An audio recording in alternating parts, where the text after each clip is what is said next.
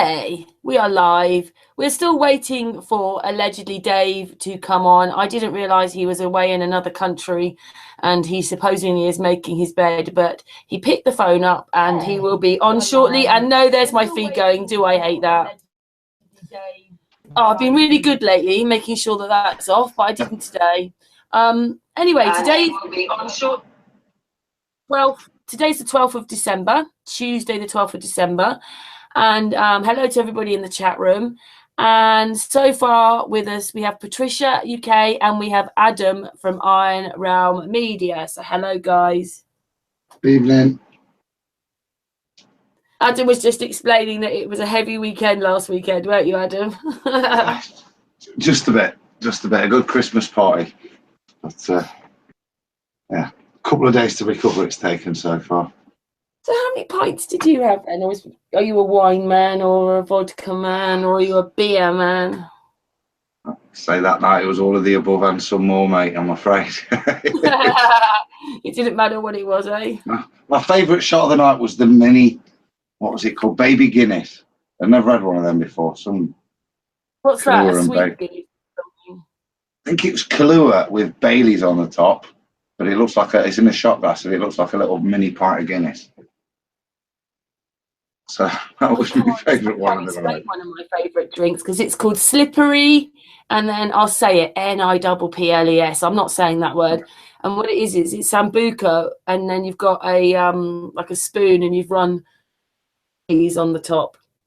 So this is a powerful drink, but it's nice. It's really sickly, but it's so sickly it's not sickly, if that makes sense. Yeah. There was probably stuff like that as well. Who likes sambuca? Chronic heartburn after those shots. They hurt. Well, because why is that then? Well, heartburn. It just absolutely rips me up. Gives me terrible heartburn. It's not one of my favourite sambuca, even when it's not flaming. But yeah, no. Yeah, that's definitely a cocktail to warm you up. Yeah. Plus, it's quite alcoholic as well.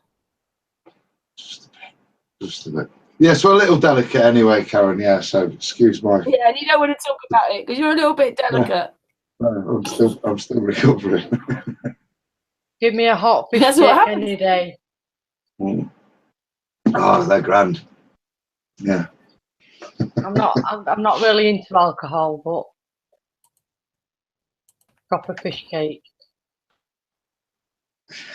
Well, I used to like drink, but I don't so much anymore. So I just don't drink. It doesn't bother me. I think I like a drink where you don't taste it. You know, like those what do you call them? Like vodka drinks that's it, Alco Pops, or a cider, pear cider or something where you don't really taste the alcohol. What's the point of having that? I mean, if you're gonna have alcohol, you have alcohol, don't you? You can't hide alcohol.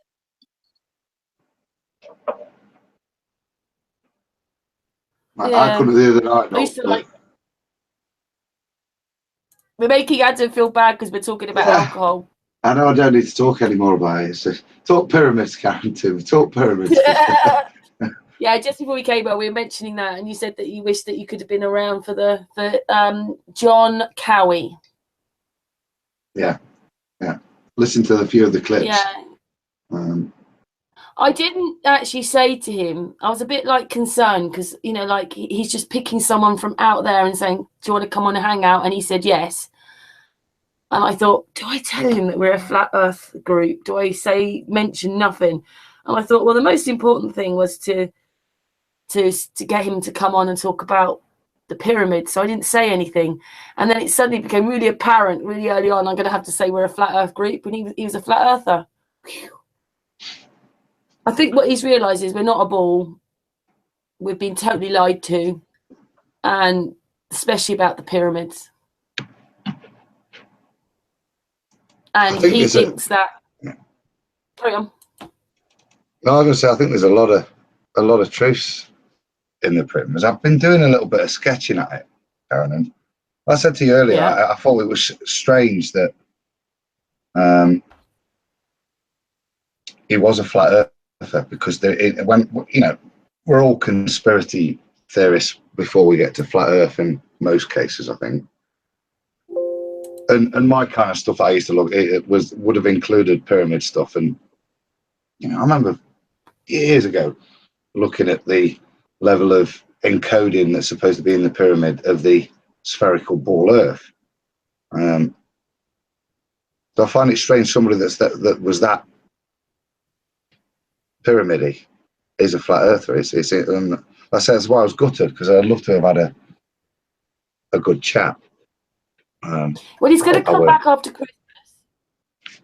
And there's another lady who does stuff about way lines. I can't remember her name off. Sorry, I'm so tired. But we're going to see if she can come back and talk, because she's into ley lines and stuff like that. But he was pretty sure that Silbury Hill was part of a complex, and that there are more pyramids. They've either been destroyed or they're just there, and we haven't.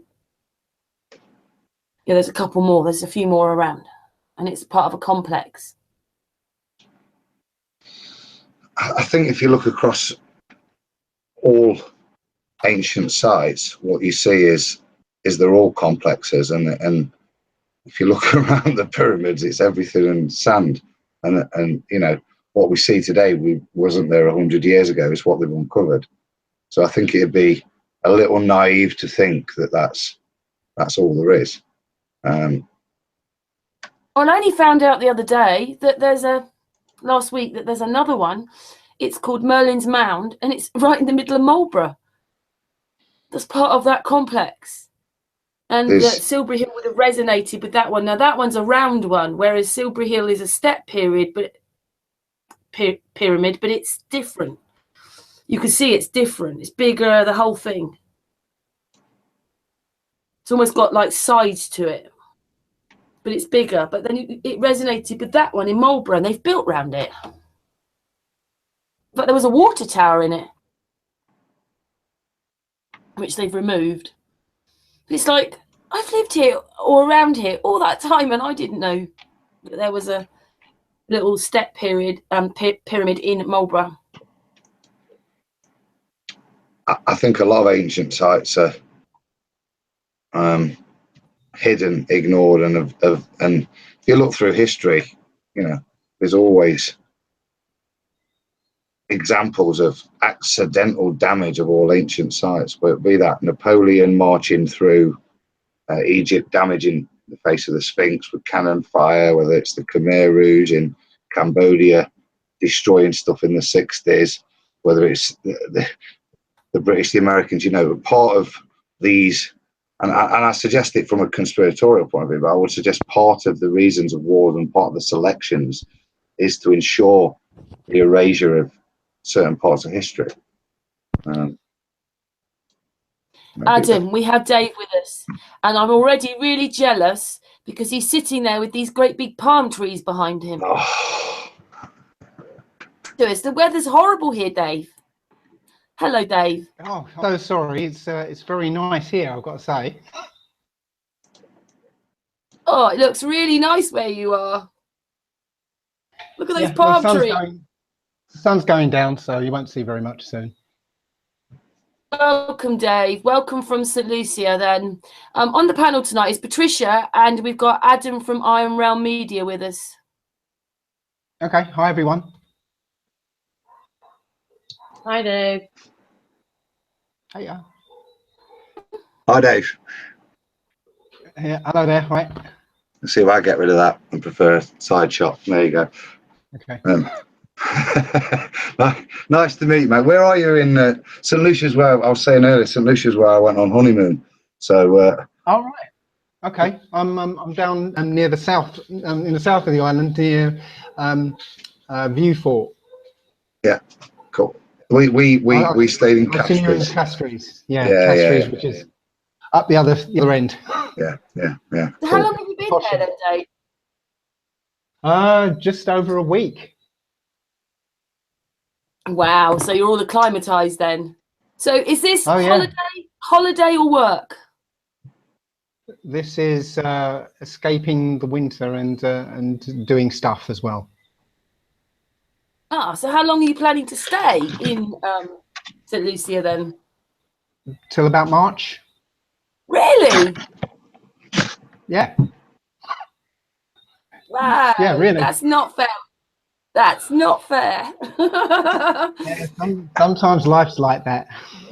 It is sheer jealousy, Dave. It's just hit freezing back in the UK, mate, and it's proper Baltic. So you're killing me sat there in a vest.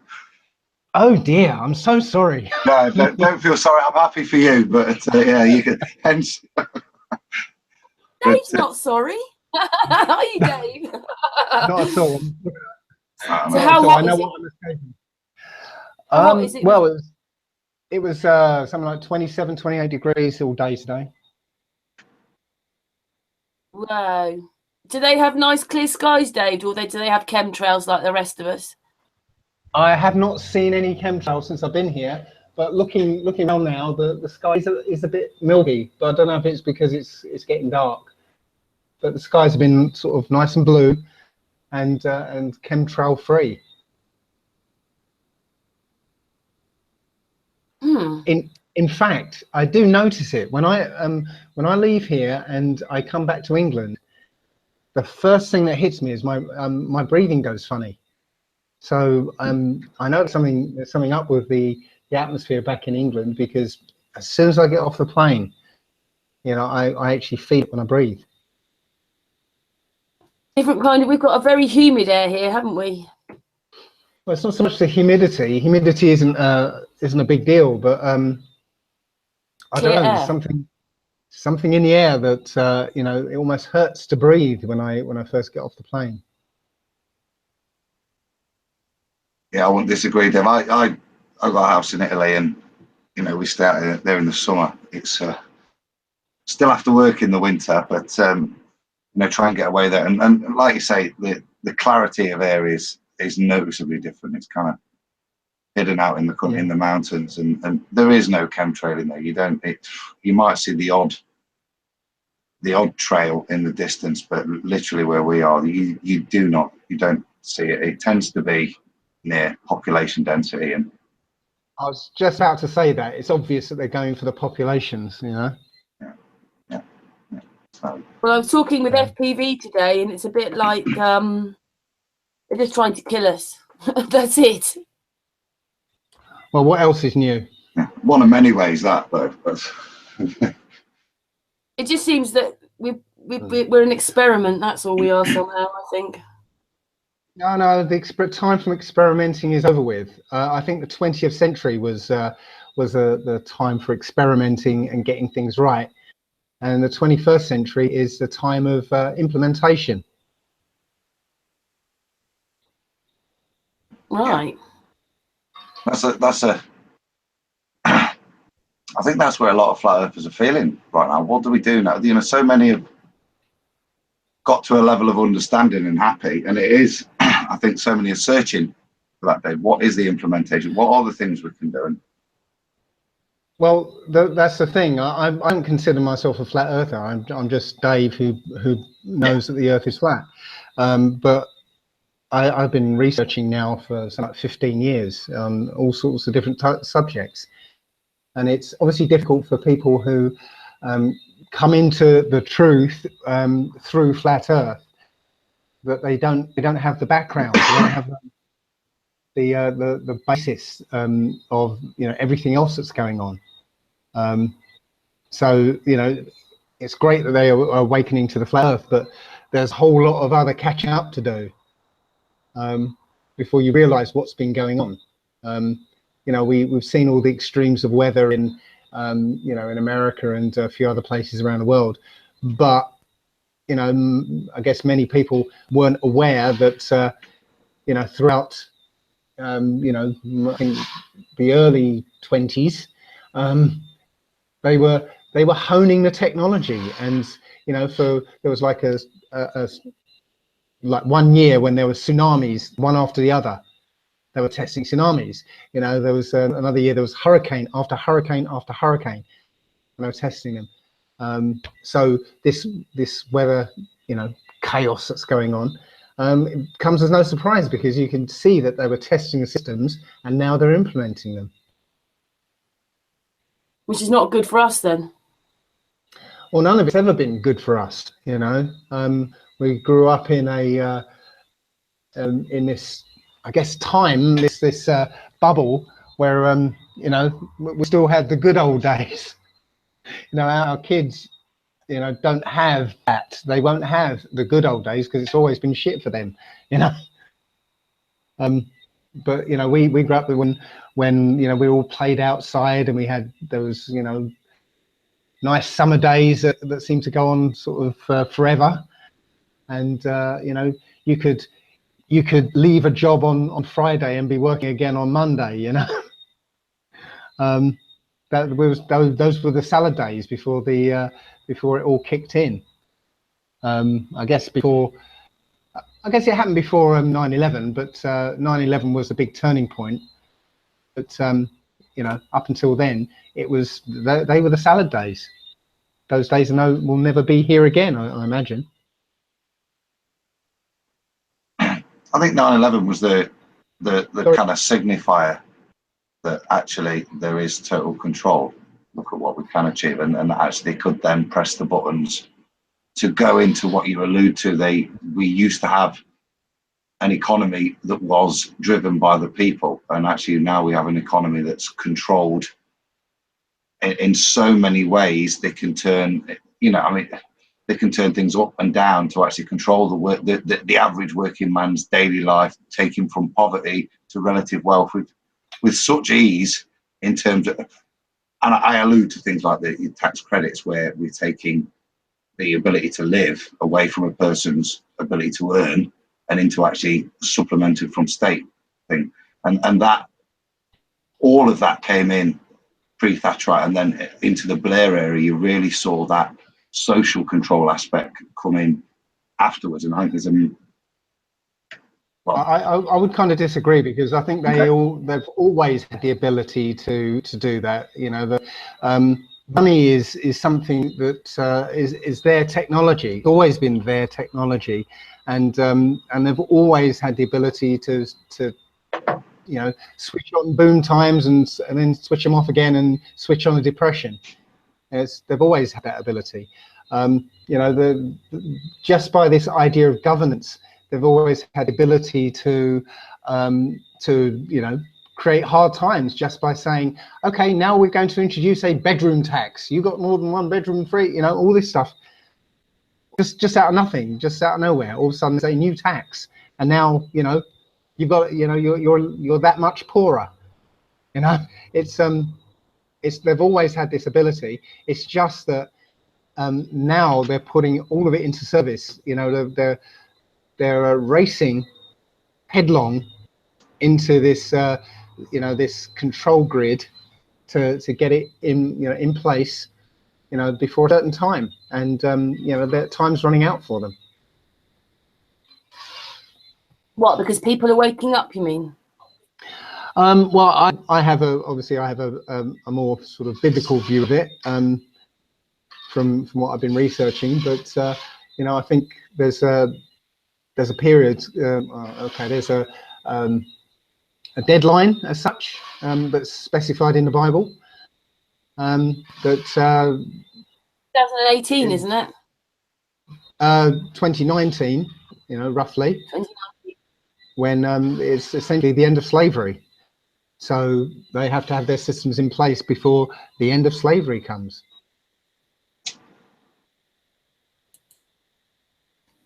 Well, that's not good, is it? Well, I say it's a bloody good thing, actually. I know it's all got to get worse before it gets better, but you know, it's the end of slavery. You know, it's when No, it's waiting to get there. I mean, still got a bit further to go yet. Well, you know, I don't think it's going to be like something to happen now. I don't think it's going to be like a particular day that it's all over. You know, I think it's you know, it could be 2018 is the beginning. 2019 is the beginning of the end. Just like you know, the slave trade you know, didn't really start on a particular day. You know. it sort of started growing from a particular day. So I don't know. I've got all the details here, but I think we're just going to see. I was just actually saying, sorry, jumping off a bit. I was just going to say that I was reading a book a long time ago called This Other Eden by Ben Elton. And the storyline is that there's climate chaos coming. Yeah, it's one of those books.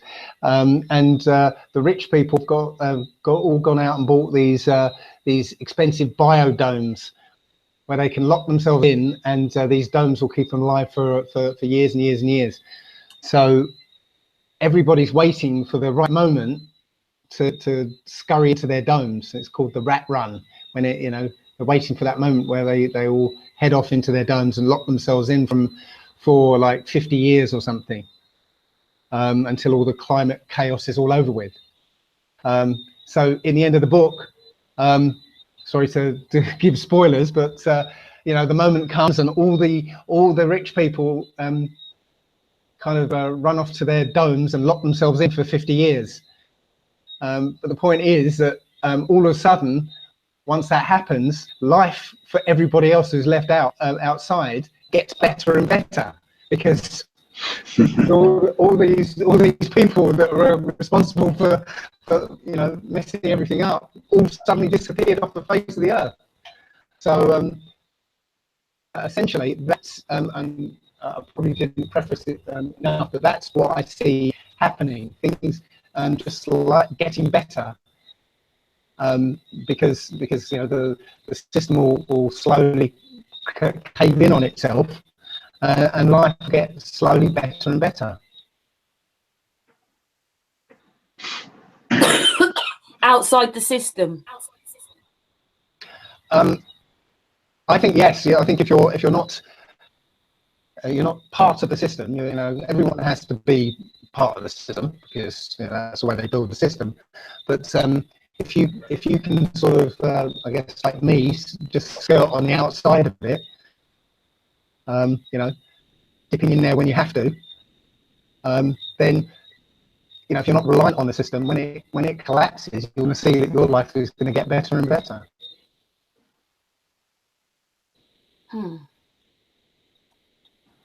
Yeah, the tiny bit robot-y, by the way, Dave. Just gone a little bit robot-y.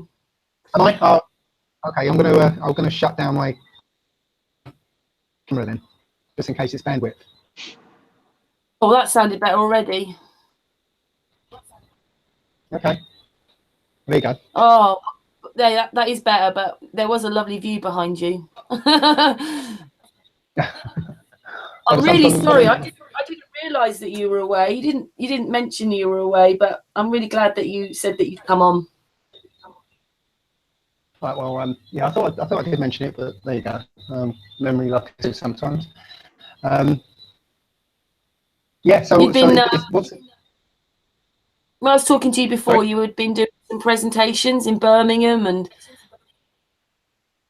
things like that. Yeah. I've literally most of this year I've been sort of whizzing around all over the place. It's been kind of non-stop. So much so that some of the things that I really needed to get done, I didn't actually do. One of them was to start my kind of crowdfunding campaign to get my self-sufficient house built. I was hoping to get it done by the time I got back here, but I never really got it started. So hey ho, life's like that sometimes. Yeah, things always take a long time, don't they? And you realise as you get a bit older, you can't do everything all in one go. Well, I wouldn't put it down to getting older, because I don't really believe in that, to be honest. Yeah, maybe not older, but I don't know. I must admit, I go live every night, and my brain's a bit frazzled lately, because it's just quite a lot of work doing the channel. So yeah, Yeah, I think it's because there's so much going on. Yeah. Sorry? There's not enough time. I think there's so much going on, all happening all at once. It's like every day there's something new happening, some false flag event or some announcement or something. It's like all coming thick and fast now, whereas before it was like, you know, maybe once a week, maybe once a fortnight, you'll get something, you know, something interesting coming along. Now it's all the time. Did you see that Freddie Flintoff has now come out with he's a flat earther? I've no idea who that guy is, but I did see Cricketer. I did see the yeah, well, okay, but yeah, not having a television or not being interested in sports anymore. I've got no idea who this guy was, but I did see the newspaper article, which was posted on Facebook or something. So I assume he was somebody important. Yeah, he was. I think he's retired now, but he was. Yeah, I thought that was a good one. Maybe expecting someone like him to come out. What did you think of that, Adam? It's good, wasn't it? Yeah, I actually tweeted him saying, you know, if you are serious, get in touch. You know what I mean? Because and I do wonder what's going off in the media at the moment. You're seeing a lot of elevation of it into news articles, and it dealt with in very spurious ways. You've defended him, Mark Sargent, you know, getting mugged off in ways and being attacked because of the way he portrays. I think there's an attempt at the moment to build it up and quickly knock it down in the same article, in the same segment, if you know what I mean. And I think it's their next reaction. They've tried ignoring it, and as I think the philosophy goes, don't they? They try ignoring you, then it's ridicule. So we're at the ridicule stage, and I think I don't know about Freddie Flintoff. I think he's come out and said he believes it. I've not heard a great deal afterwards, but I do think it's good that even if they're paid, some people are coming out making that statement, and there are people, unlike Dave, you know, that do follow this sort of thing, that don't follow Flat Earth and follow cricket avidly as sports or celebrity media type things, and him saying that will at least trigger some people to have a read and have a laugh. At night, it'll eat away at their heads like it did my head and I suppose Dave's head and yours, right? Do you know what I mean? Until eventually you do bother to look properly and stop putting it away. Well, most people actually got into Flat Earth by going, what the hell is this all about? And, you know, it can't be real. And then realizing it's real. Yeah. Do you know Kai Holloway, Dave? I don't recognise the name offhand. No. Why's that? No, Paula, but I'd kind of heard about you through them. It was him who was into kind of activist stuff within the courts and the common law events and stuff like that. It was a guy like that I'd got into all that. I was obviously been reading into conspiracy, and then it was chatting with a guy like that just threw it at me, and because he knew I was a science geek, do you know what I mean? Mm-hmm. Threw it at me for a laugh, and like I think like most, you go away to disprove it, don't you? And you come back scratching your head. Yeah. But I think the point is you have to actually genuinely research it. It's very simple for people to put it away because somebody else says that's nonsense. It's only when you look yourself properly that you do turn, I think.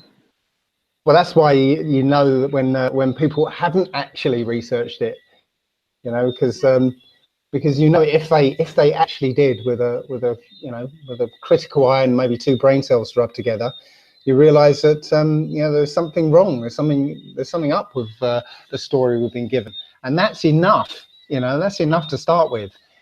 If you start seeing holes in the story, yeah, because for the longest time I didn't want to actually call myself a flat earther. I just would say that all I know is that we're not clinging onto a ball. You know, so you know, as I said, all you need to know is that the official story isn't real. It isn't real for sure. It's just terrible, the lie. All the lies. Just we're in somebody else's game. Yeah. Well, the latest thing I've just come across. It's not really. It's probably not particularly new.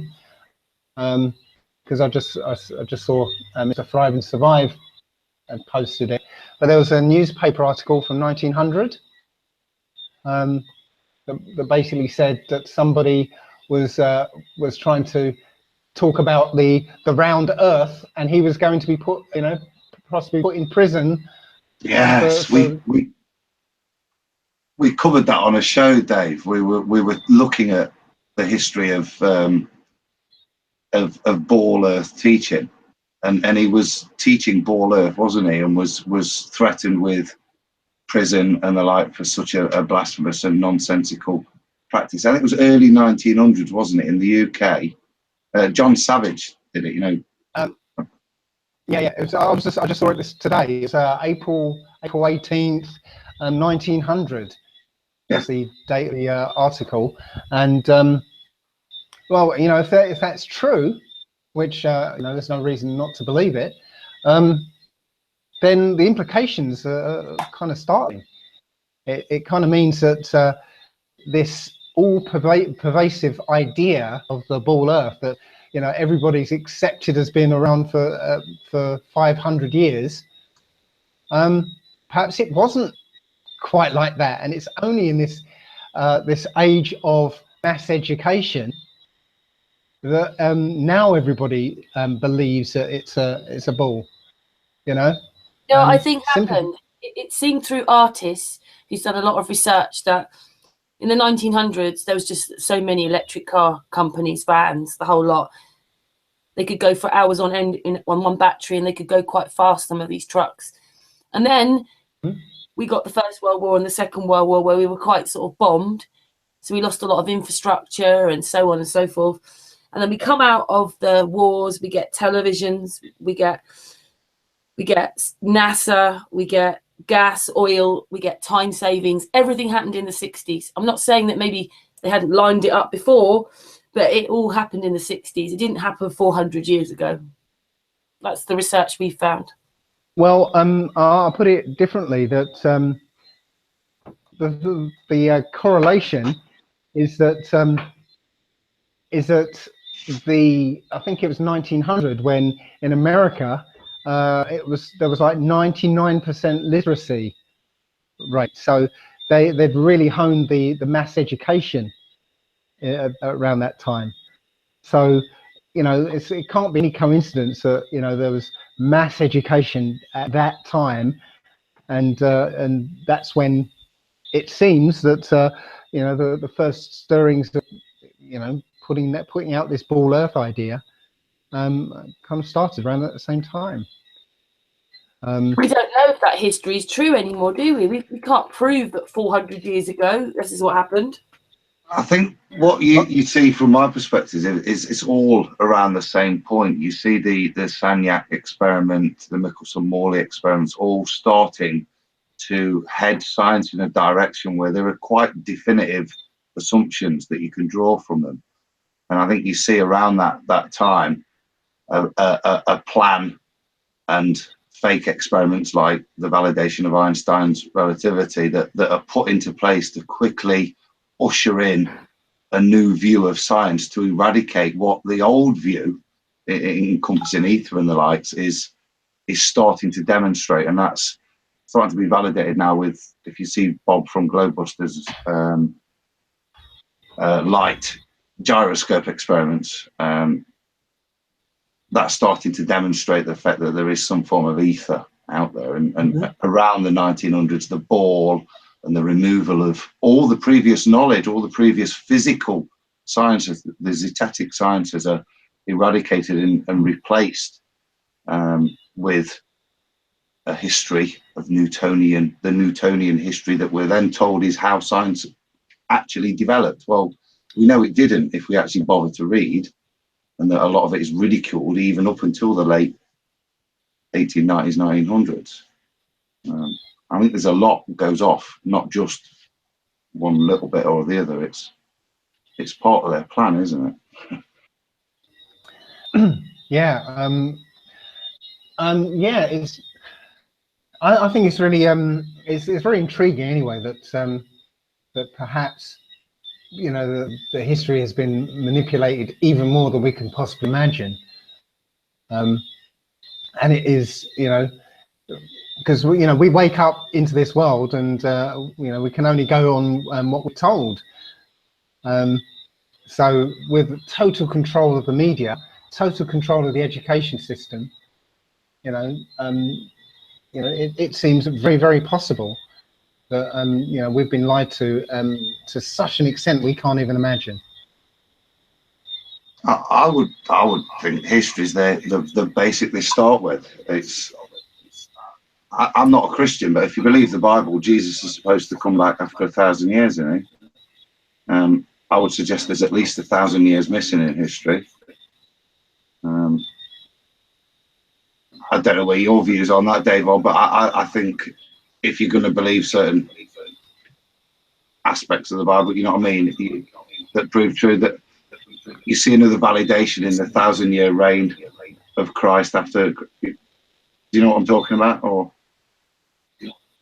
I do know what you're talking about, but personally, I think you know, the New Testament was a fabrication. Looking at the Old Testament, you can actually follow the timeline. I mean, I think there was up to a point where the Old Testament and the Apocrypha ends. You've got a complete timeline of that period. There's also a kind of prophetic period, which we're kind of living in at the moment, which doesn't really actually, even if 1,000 years is missing, which I know that's some theory that some Russian people put out, even if 1,000 years is missing, it doesn't actually invalidate the you know, the actual timeline of these prophecies, because you know, it's not based on dates, it's based on events. well, I would say it validates, actually, with the point I was going to make, that actually, if you take the 1,000 years away, then actually Jesus isn't late, is what I would suggest. And I say I'm not a Christian. I don't necessarily subscribe to the God's inspiration of the written word, but I do take it as a useful historical document. And that was something I saw, that they've got that contradiction in the Bible, that Jesus is, you know, supposed to be coming back after 1,000 years. And I was brought up, you know, as a Christian, it's one of the things that turn you away. You go, well, that don't make sense when you look at it. And actually, when you then bother to analyze history and how much is, and it's not just people like Fomenko, I think is, or Velikovsky and the likes. There are numerous people that when you analyze history, you do see a repetition patterns and an addition of timelines, which does suggest, and I think the crux of it with Fomenko's work, with all work, is that we can't date anything past sort of 1500. So the prophecy stuff you're talking about, I don't disagree with, and it's very specific in terms of years and the way you can build a timeline from it. But it's where how do you place that chunk in the bit that they've clouded, if you see what I mean. Well, it's fairly straightforward when you you know, if you discount the whole of the New Testament. You know, as you say, you know, you started saying about contradictions. Don't get me started on the contradictions. the whole book of the New Testament is literally chock-a-block with contradictions.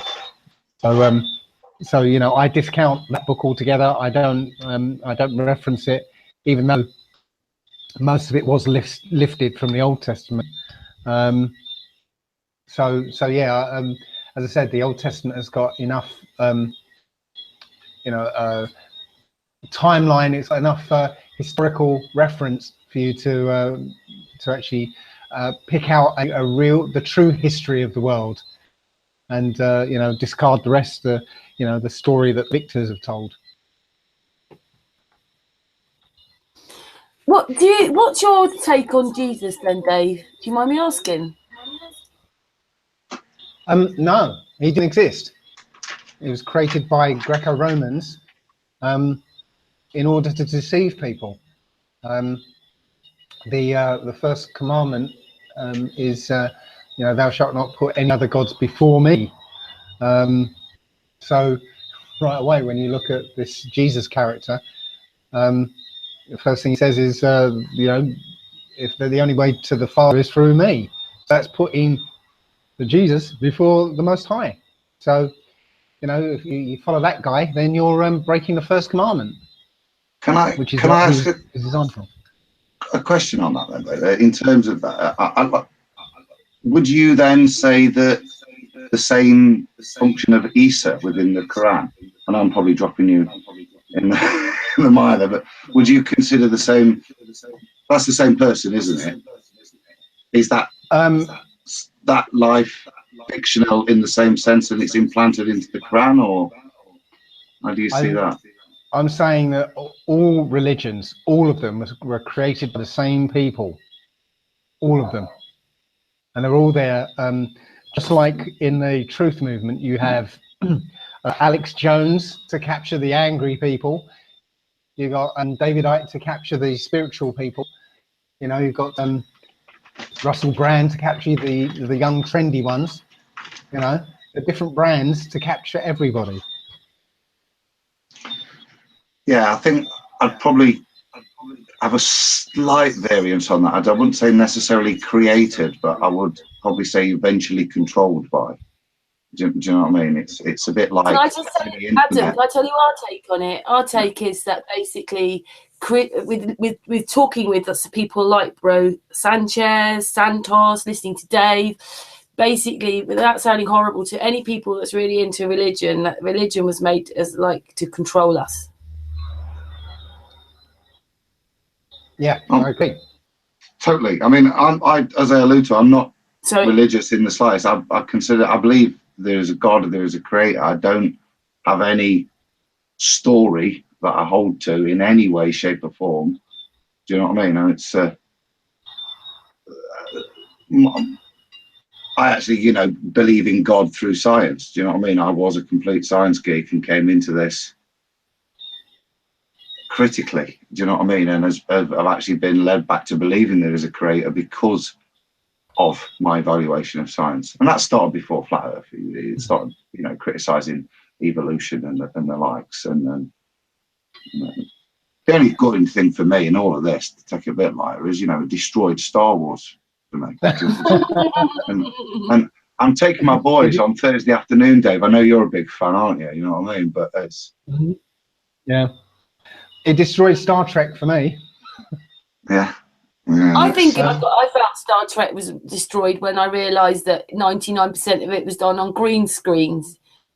I don't know if I ever thought about films. Once they showed you repeatedly the green screens, it took the fun away because they were never in front of what they were. So what was the point of watching it? I mean, I know they weren't anyway, but once you know how they did it, it just took all the fun away.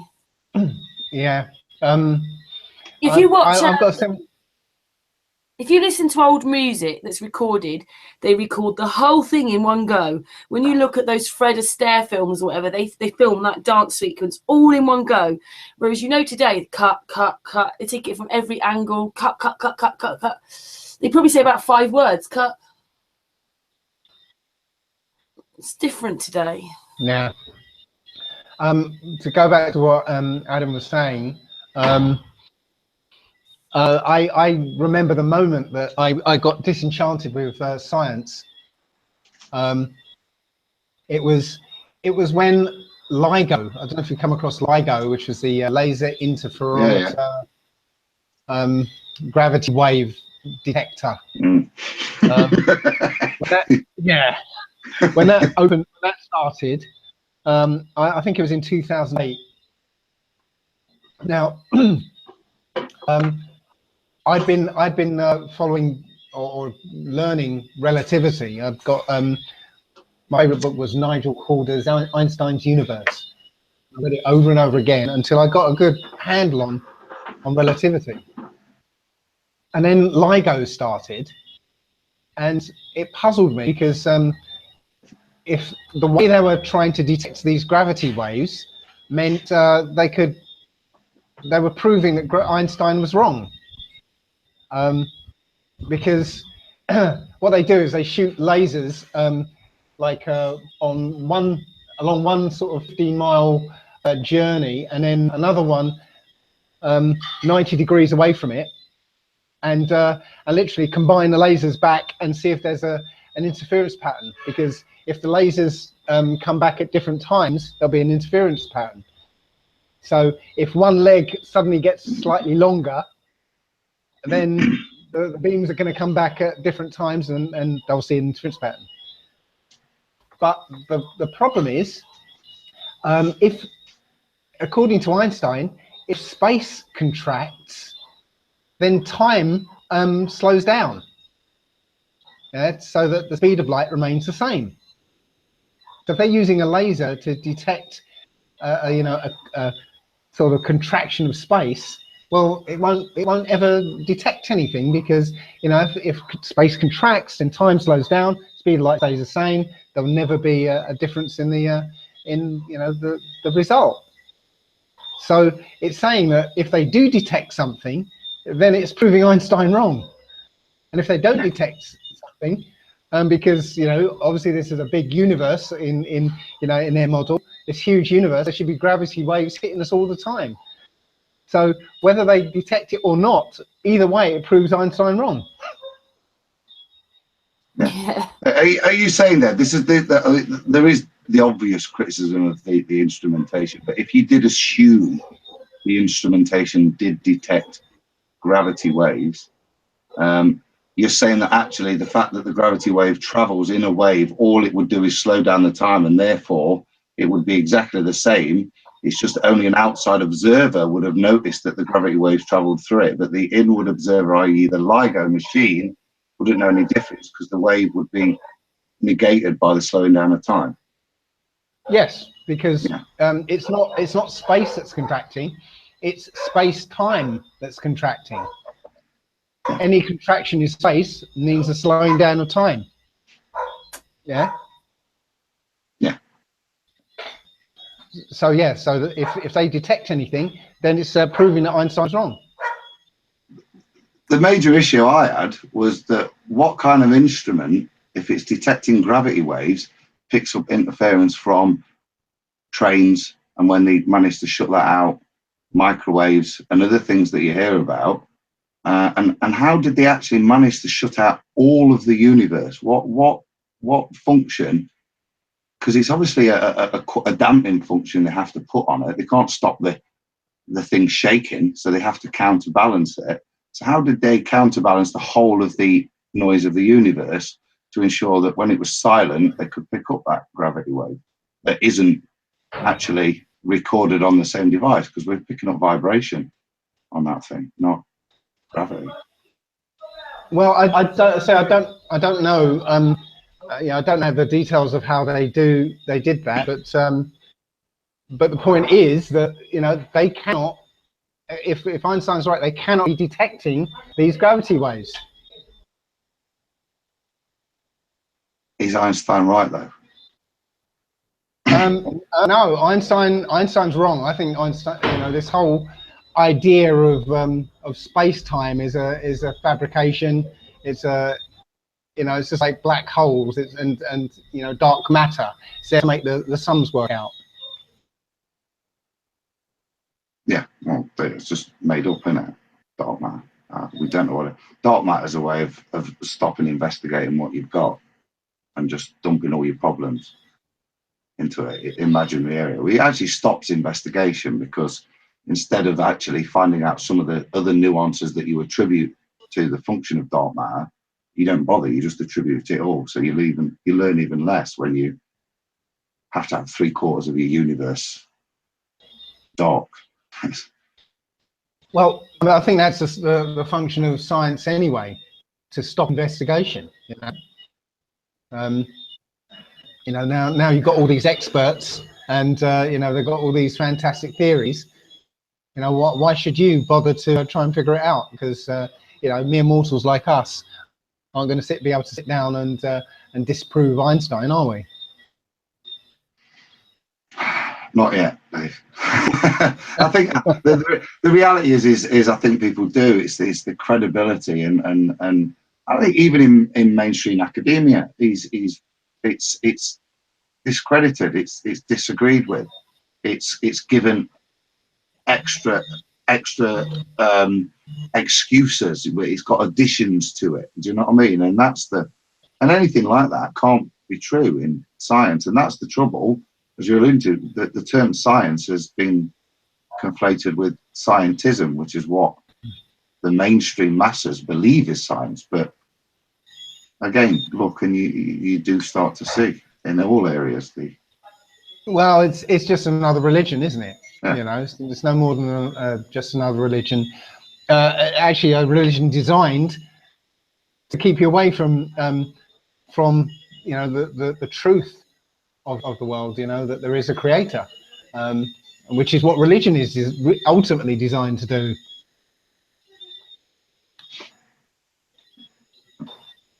Could I just say that Josh has joined us? Josh, are you there? Josh? Josh is in California. Josh? It sometimes takes him a couple of seconds just to... And probably muted as well. Yeah, he's muted. He might be doing something right now.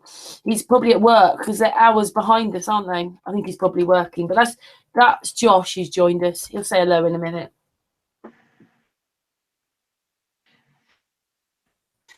Yeah, Josh, sorry. go on, sorry, Karen. Have you two met each other before, by the way? Me and Dave? Yeah. No. No. Do you want to explain to Dave who you are then? What you do? Adam? Yeah, if you want, yeah. Plug yourself. No, I'm just embarrassed. I hate to do so. Well, my name's Adam. I'm like part of Iron Realm Media, so we have a Friday night fringe cast, Dave. So, you know, Flat Earth for 2 years now. And as I alluded to earlier, been awake for a while for different reasons. And we like I said, we do a podcast, so we're more into zootetic stuff, starting to do experiments ourselves. One of the members, John, is the guy you'll have seen with the gyroscope experiments, John Savage. Josh, who's come on there, he's the guy that him and Walt host the show on TFR on Tuesdays and Thursdays, 10 o'clock UK time, so early doors for you till you get back. Yeah, and we kind of try to do experiments. I've done a few myself, so I've done a moonlight experiment. And tried to apply proper science, so to actually use the real principles of science to strengthen up the experimental data and observations that most people have and then get criticised for. I've also done a proper curvature calculator, so a real formula you can use that's accurate for any distance on the ball. Yeah, me and the guys like to chew the crud, so we just have an open forum Friday night, try and get a few guests on. Probably should have you on, mate, to be fair. That would probably be a great shout. Yeah, there you go, Karen. I could do that. Yeah, it'd be great to have you on. Josh will sort that. He's the man that organises all that. It's always good to help networking our friends, isn't it? Yeah, you're a star. Yes. But yeah, it'd be great to have you on. The guys would love to have a chat with you, to be honest, Dave. I think they'd chew your ear off, mate. So okay, not literally, I hope. Well, whatever floats your boat. If you come on, we'll do it. That'll do it. So no, they're all good lads. We've got Rob in Australia. I said John Savage, Walt and Josh are in America, and James is in Canada. So just guys that met up through the Flat Earth, and you know what I mean, kind of started a Friday night show, chatting and chewing the cud, and yeah, it's been good fun. Cool.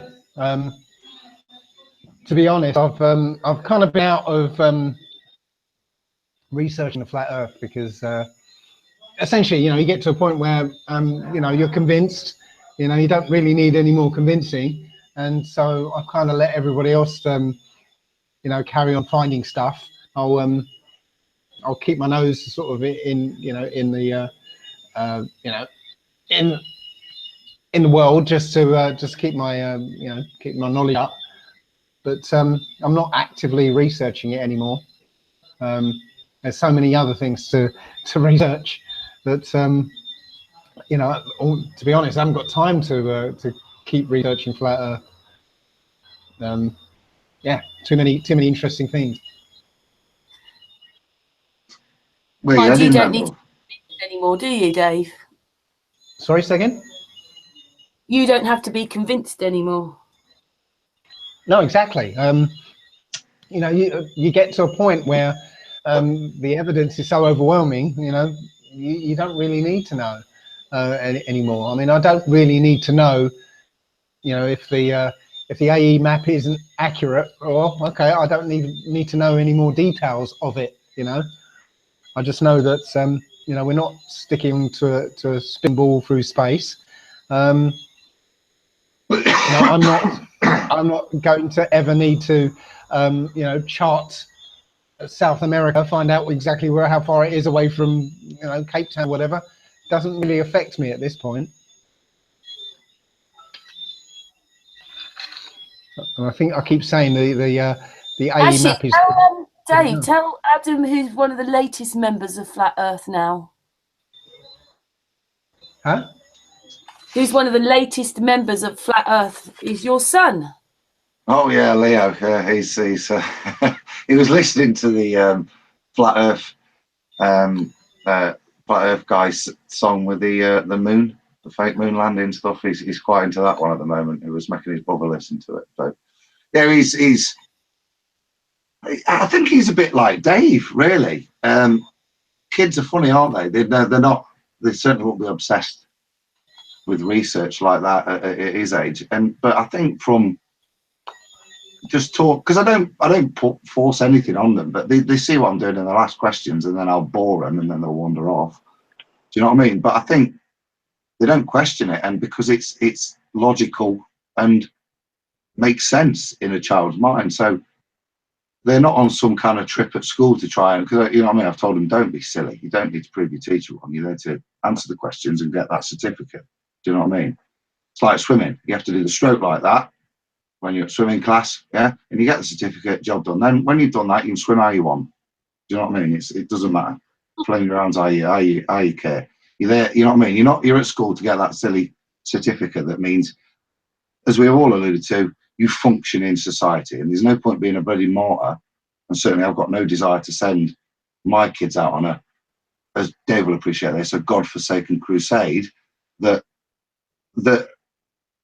affects their life through my beliefs. Do you know what I mean? But they're perfectly aware of it and see it, and we'll see things on the TV and go, look at that, and even conspiracy stuff. The amount of stuff that's in kids' TV, and they'll be watching a cartoon and go, Dad, come on, look at this Illuminati eye on this kid's cartoon.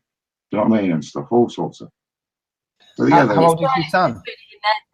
Though, isn't it? The children have got to start watching it at their age. Yeah.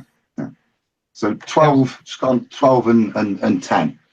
Oh, okay, so cool. So they're and they're more than conscious of it, but it is to them, kids. There's no, as you alluded to, Dave. We lived in the golden age, didn't we? We have a previous reality to compare to this from the basics of how life was, the cost of living, the freedom you had as a child, the freedom your parents would give you as a child, even though Jimmy Savile was running around. Do you know what I mean? That we all had a different kind of life that even I'm prepared to give my kids. And I think conspiracy is a part of a kid's life. It's an accepted thing, and I don't think that they assume the CIA definition of conspiracy. I think they understand that it means something that's we're getting mugged off with. Simply. Well, I just want to say that you mentioned you know, that the golden age and Jimmy Savile. That's the other interesting thing, yeah. When we look back at you know, when I saw that Jimmy Savile on Top of the Pops, basically groping a girl on camera, yeah, it was shocking. But I actually remember watching that episode of Top of the Pops, you know, as aired, and I didn't notice it because it was that golden age, and you know, horrible things like that can't possibly happen, could they? You know, you see what I'm saying? I don't even think you saw it like that. You see it like that now, but it wasn't. I didn't think that then. I mean, I don't know how old I'm. 44, Dave. Do you know what I mean? I don't know how old you are. Probably 10 years older than you. Oh, you look good. I might have to get into the urine therapy if I can stick another 10 on. I was just going to say, yeah, that's what I'm trying to say. That you know, we were different then because it was this time when everything was innocent. So you know, what's his name? Jimmy Savile. Part of being a kid, though, is that because we had innocence, or are you talking just generally? Then you feel that in the 60s and 70s, children grew up differently than they do now. Yes, because again, it was we were innocent because you know we I don't know. It's like we had time to play, you know, and we thought everything was playful and everything was sort of innocent as well. So that when Jimmy Savile was doing that thing on TV, you know, we didn't see. It's like when you show the kids one of these pictures that can be taken either in a sexual way or as, you know, a picture of two dolphins playing or something. Yeah. The two dolphins playing, but an adult will see the sexual side. Yeah. Yeah, it was like that. We looked at the world with these innocent eyes, and this stuff was still going on. But you know, the way we were living, we didn't see it for what it was. Do you think this is part of the game, by the way, with all that chem training they're doing? If they've got us all inside playing on our computers, phones, and computers, well, they're chem training us. I don't get what you mean. Where does that? Well, it's like you were saying, like we used to go and play in the park. We used to go outside as groups of children and play. You don't see so much of that anymore. Everybody's at home on their computers. No, I think on their iPad. I'd allude to the in terms of you talking about what you're talking about is instilling a level of inherent an undercurrent of fear in people. So in parents to instill that fear of not letting your kids out, and actually you've seen a change in society where parents would throw their kids out the door when we were kids, get out and get some air, and now actually they don't. Why? Because we actually believe that our kids are at risk, but as we were alluding to there, probably poorly, that risk was the same, if not greater back then, but it didn't stop us letting our kids go out. But we're now, as a society, fear-porned into this belief that we don't let our kids do this because as soon as they go out the front door and we take our eyes off them, they're there. And it's a way of keeping people in a much tighter box than the tight box that they had 30 years ago when we were kids, 40 years ago. Well, it's not just the fear though. This is what I'm trying to say. Oh. It's you know, for instance, going out to work.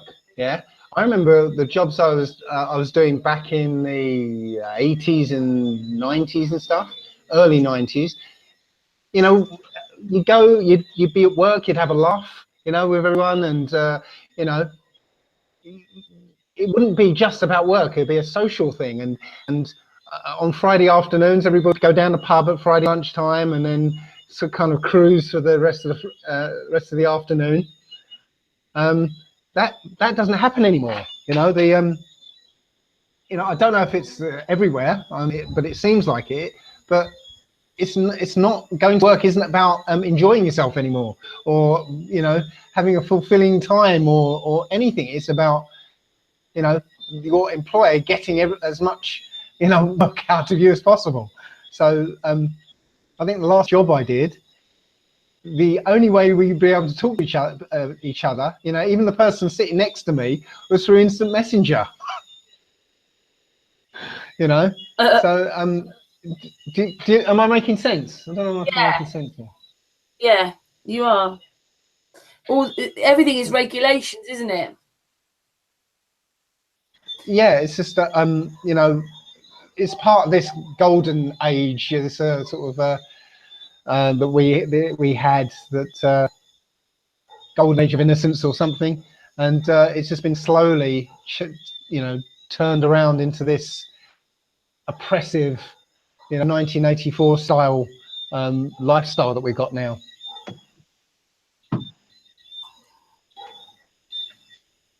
Yeah, and it's horrible. But then more of us are waking up now. Yeah, well, I'm of the mind that I know I'm going to be sounding depressing, but I'm of a mind that there's nothing we can humanly do. It's actually beyond our control now. It's got a life of its own. Yes, it's not exactly as if we can go anywhere, is it? And tell anyone. Not really. No, well, because it's already out, and they've spent 60 years making sure that we're a ball, and look what they've done to create this ball and the lies. They're not going to give that up easy, are they? Well, I was actually speaking about everything, rather not just the flat Earth. I mean, you know, it's all closing in around us, to be honest. You know, we've got like a domestic army in every country, calling themselves policemen, literally, you know, gunning people down in the streets and harassing everybody at every opportunity. You know, we've got so-called governments that are just doing whatever the hell they want. You know, you know, it's all closing in around us. That's my sense, and it's you know, I hope I'm not sounding too paranoid or anything, but you know, that's literally what's happening. No, it's okay. They've herded us into places, and then they've told us that we're the free society, but we're not. We live in a free society. The West is a free society, but we're not. We're really controlled. Absolutely not. Absolutely not. One of the worrying things that I've been looking at lately is this idea of artificial intelligence. I don't know if everybody's been following that. Yeah. In various ways, yeah. What? Well, I've been sort of looking at it from the standpoint of you know, the rise of Bitcoin as well. So it's been it's a little odd because I'm not a fan. Not at all. I'm not a fan of any kind of monetary system, you know, especially not Bitcoin, which I see as the cashless system that the elite have been trying to get in, you know, since the beginning, basically. So this is it, you know, and people who can't see that this is the cashless system we want is, well, you know what? These guys are very efficient at getting what they want, and you know, to be at this stage of the game where there's only 2 countries left that you know, are opposing the Rothschild-controlled bank monopoly of the whole monetary system. Those 2 countries all are getting ready to be taken over, and you know, is Malaysia one of them? No, Iran and North Korea. Right. So they're the only 2 countries that don't have a Rothschild-controlled bank at the moment. So, and we can see, you know, almost every day a new story about Iran or North Korea. So they're set to fall. So to think that you know, these guys don't have a system in place when you know, these 2 countries or you know, capitulate is ridiculous. Of course, they're ready for when they finally get the complete monopoly. So what is a cashless system? Got to be cryptocurrency.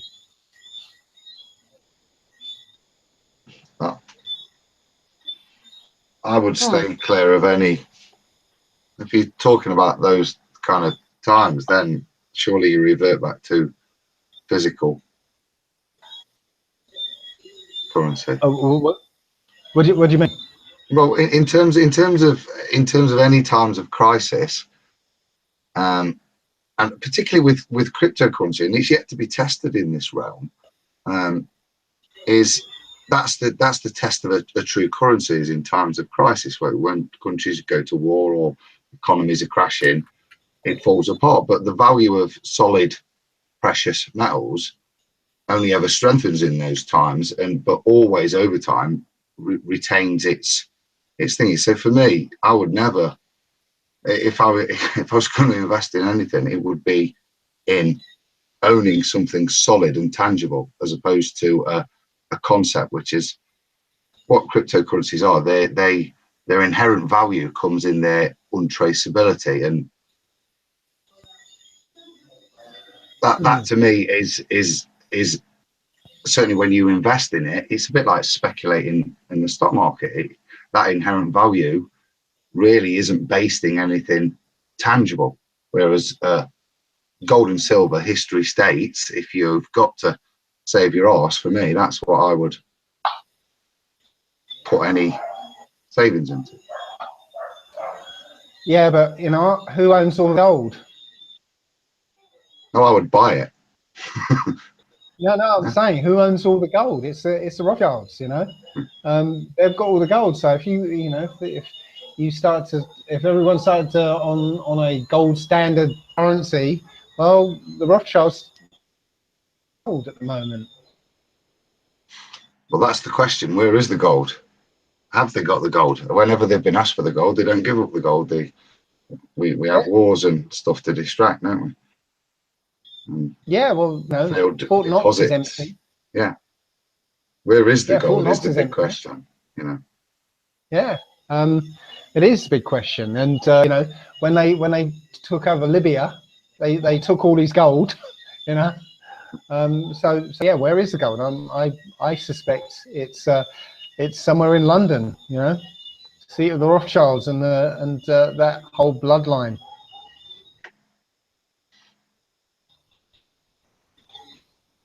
Well, England seems to play quite a big part in all this. It just does. Always has. Always has.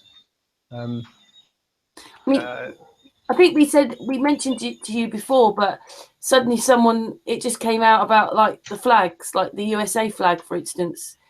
They're not flying a peaceful flag; they're flying a war flag. They've never been at peace. Yeah, I know when the flag is flown upside down, that means that essentially means in distress, and we keep seeing this upside down flag being flown in America. The other flag is different. It's different. It's different. It's the other way up, isn't it? It's an inverse of the coloration, and it's a reversing of the horizontal into vertical lines. So you get blue stars on a white background, and then vertical lines. That's supposed to be the peacetime American flag, and then you've got the. And it has no fringe or something. A fringe. Well, you've got the standard wartime flag, and I think the gold fringe. Doesn't that mean something like under military rule as well? Maritime law. Sure. Is that what it is?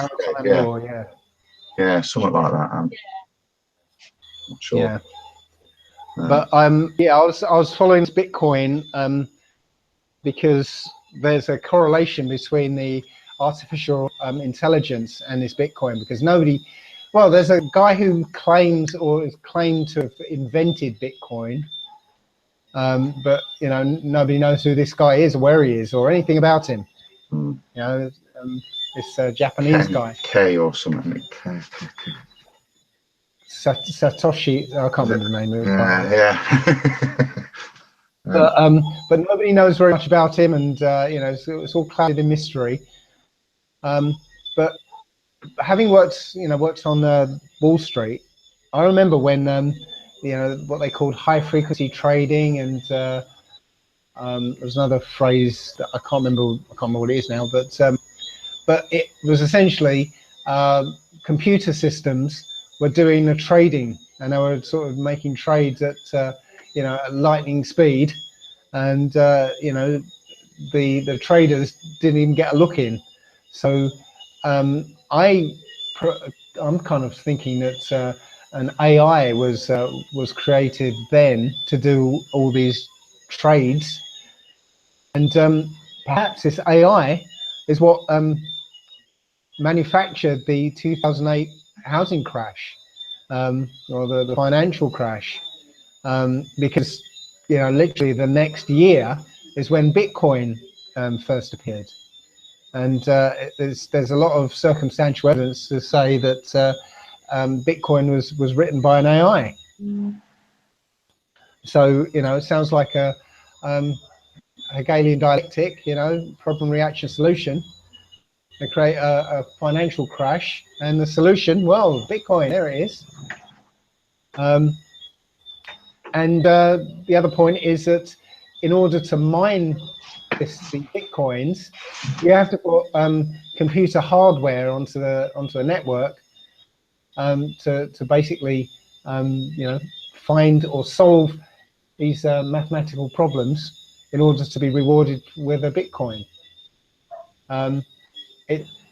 Again, more circumstantial evidence seems to link to this idea that this AI is literally building itself by all these poor saps trying to make money, but what they're actually doing is solving the AI's problems and expanding its power. No, perhaps sounds a bit crazy, yeah? A lot of people aren't sure about all this other monetary ways, and then people say, well, what happens if they turn the electric off? But if they do that at any point, then more and more people will wake up. I know that we won't have electricity, but more and more people will wake up over time rather quickly. So I can't imagine they'd want that, because they wouldn't be able to control us. So maybe the electricity is never going to go off. Well, but people don't trust it, because it's going back into a system, isn't it? And you still need a computer or whatever to get it out, or to move it on, or to whatever it is. I wouldn't say you could definitely confirm that it's an AI that's running it, but I think it's reasonable to suppose that any desired outcomes are run through computers of what processes need to occur, and then they're then implemented. Whether that's directed right now by an individual AI that's that's overreaching, or whether it's still manipulated by humans, I would think it's kind of irrelevant. You're heading that way because the outcome is already decided in an algorithm, isn't it? That they're going to run within a market or whatever to reach whatever goals desired, and that's. So what would you like then, Dave? Sorry, again? What would you like then? What would I like? In what way? Well, you don't like the Bitcoin and all that, so what would you like in its place? Well, personally, I'd like no money at all. And people would look at that and think, oh no, that's impossible. How can you live without money? Well, I go back to this idea of I call 1,000-man island. If us here and the nearest 990 whatever people got stranded on a desert island, we basically have to figure out how to survive. And we basically have to figure out how to survive, and money wouldn't have to come into it. Essentially, we'd all figure out what we're good at, and do our part to help everyone survive. Again, money wouldn't have to come into it. If I found I was good at fishing, I would go out, catch 10 fish, take one for myself. There's 9 fish for anybody who wants one. I wouldn't want to have to hang on to them and try and force people to do things for me for a fish. That's That's for psychopaths to do. I mean, we need to share more. But I think some countries with their families, they still have that, but they have annihilated our families here. I mean, we're a small place, but hardly anybody lives near their parents anymore. There's no network anymore. And as they like to break up society anyway, that's what this is all about. Or I mean, sorry, some countries. Sorry, I'm just gonna have to move a little while, so I'll drop off for a few minutes. Okay. I wanted to ask him what those birds were. Tropical, whatever they were, mate. It sounded. It's dark now, and they're still making a noise. It means it must be warm. It's not fair, is it? It's been horrible today. Who got snow? Did you get snow? Rubbish snow, mate. We're in the Trent Valley, aren't we? We've got a tiny little crusty, crappy coating that you can't do out with. It snowed all around us here, but it didn't snow here. But I'm glad. I just see, when you're 5 years of age, it's great. But as an adult, it's just chaos for everyone. I'm desperate, right? We've not had good snow for so many years here that I've not been able to build my kids an igloo. And I'm desperate to build them an igloo before they're bigger than me. So... Yeah, they're 30 years of age. You suddenly go, here's the igloo. Yeah.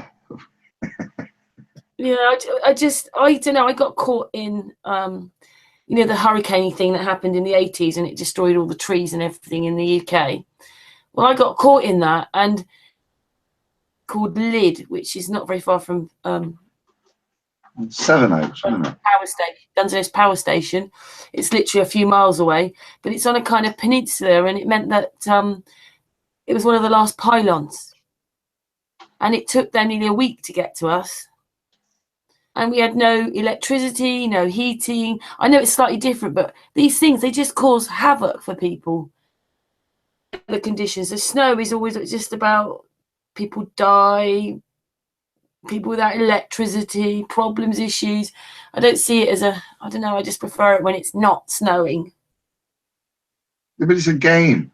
That's another game, isn't it? Right? I went out to Italy last year, and it's in the rural countryside, up sides of mountains, yeah, and I'm driving over the mountains, and there's snow 8 foot deep, yeah, but the snow plows, because they're used to snow or whatever, whether they can't get away with not looking after their people because there's more municipal councils, whatever, for whatever reasons, they manage to cope with more severe conditions than we ever get here. It's a nonsense, and it's whatever the reasons are, I don't know, but to try and pretend that it's the weather and we couldn't possibly cope with it in this day and age, it's farcical. It's farcical. So whatever they do it is, again, I would suggest towards part of the many fear porn factors that there's snow coming, you've got to be scared. Hi, so I'm back. Yeah, you're back. I just want to ask you before we carry on, what are those birds in the background? Oh, they're not birds. No, I knew you were going to say that when I said birds. What are they then? They're crickets and all sorts of things. Really? It's one of the things. It's a bit quieter now because I'm inside, but it's one of the things I was saying, the difference between England and a place like here. Well, I live out in the in the countryside, basically on the South Downs, and when the sun goes down, it's dead quiet. I mean, absolutely quiet. There's the occasional screech owl, but no, it's absolutely dead quiet. But as soon as the sun goes down here, it's loud with life. There's life here. In England, there's no life. The place is dying. You'd notice it as soon as you get here because everything's alive. Yeah, the joys of it being warmer, hey? Well, yeah, maybe, but I'm just saying it's where I used to live in New Jersey, it was kind of the same, but well, kind of the same. There were sort of cicadas and crickets and things, but it wasn't anywhere near as you know, full of life as it is here. So you get a noisy evening then? Well, yeah, when you heard it, it's you know, what the microphone picks up is nothing to what you can actually hear It here. really is like Santos is, they're not the same, but he, you know, when he's talking, there's always birds and things going on in the background all the time. Mm. Yeah. I mean, that's Again, Australia. Australia, again, another place that's full of life, but you know, that life's dying out, you know. In the UK, even the trees are starting to die. Don't know if you noticed it. Is that all the chemtrailing though? Again. I don't know, but you know, you look at the trees along the sides of roads, you know, they're kind of all, you know, brown and black spots on them, and then, you know, and they're not looking very healthy. This year actually, there's an apple tree that I usually gone to for the last 4 years. You know, when I go for a walk, I go past this apple tree. Always got huge, gorgeous apples on it. This year the apples were kind of undersized and sickly looking. I never had one. So you feel like you've escaped then? Oh, for the moment, yeah, for the moment. Yeah. But yeah, sorry. So that's what all that noise is. No birds during the day. By the way, are you close to the sea, or are you inland, or? Well, it's a small island, so you're never very far away from the sea. But I'm about sort of a mile from this lovely little cove, which is like it's almost like a private beach, and yeah, about the same distance away from another beach. Yeah, it's a bit weird, you know. There's this cove just down the road to my left, and then I go to my right, same distance away. There's another little town and a lovely beach there as well. So yeah, it's not too far. Sounds very nice indeed. I haven't actually got to the beach yet. I've been here a week. I've been just working too much, so hopefully in the next couple of days I'm gonna head down there and just relax a bit. You've moved in for a few months, haven't you? Like you said. Yeah. So yeah, before I came on, I was actually building a bed, would you believe? So yeah. I got a bit flustered because I was running out of time. The whole bed collapsed as I was trying to put it together. Oh, did you manage to get the bed done then? Well, it's sitting there, the glue and the dowels dry. So yeah, I don't think I'll be sleeping on it tonight, but it's pretty much done now. But so yeah, if I say so myself, I did a pretty good job of it. So Dave, can I ask you? You're obviously good, chill out there, but I assume with some purpose. And you're saying you're not focusing on flat Earth. Are you want to share what you're heading towards? What's your kind of got your interest at the moment? Well, I've always mentioned it on this kind of show, but yeah, human history. Dalek-y, Dave. You've gone a little bit Dalek-y again. Yeah. Okay. That's I better. don't know what that is then. Yeah. That's all right now. Okay. Well, I've been looking at human history in the Bible. That was still a big topic for me. But I've been looking at this AI. There is something going on with this AI, because as soon as I started looking at you know, what's going on with it, I started to realize there's something fishy going on. If you come across this robot, Sophia, when you look at some of the video of Sophia in action, there's some inconsistencies there.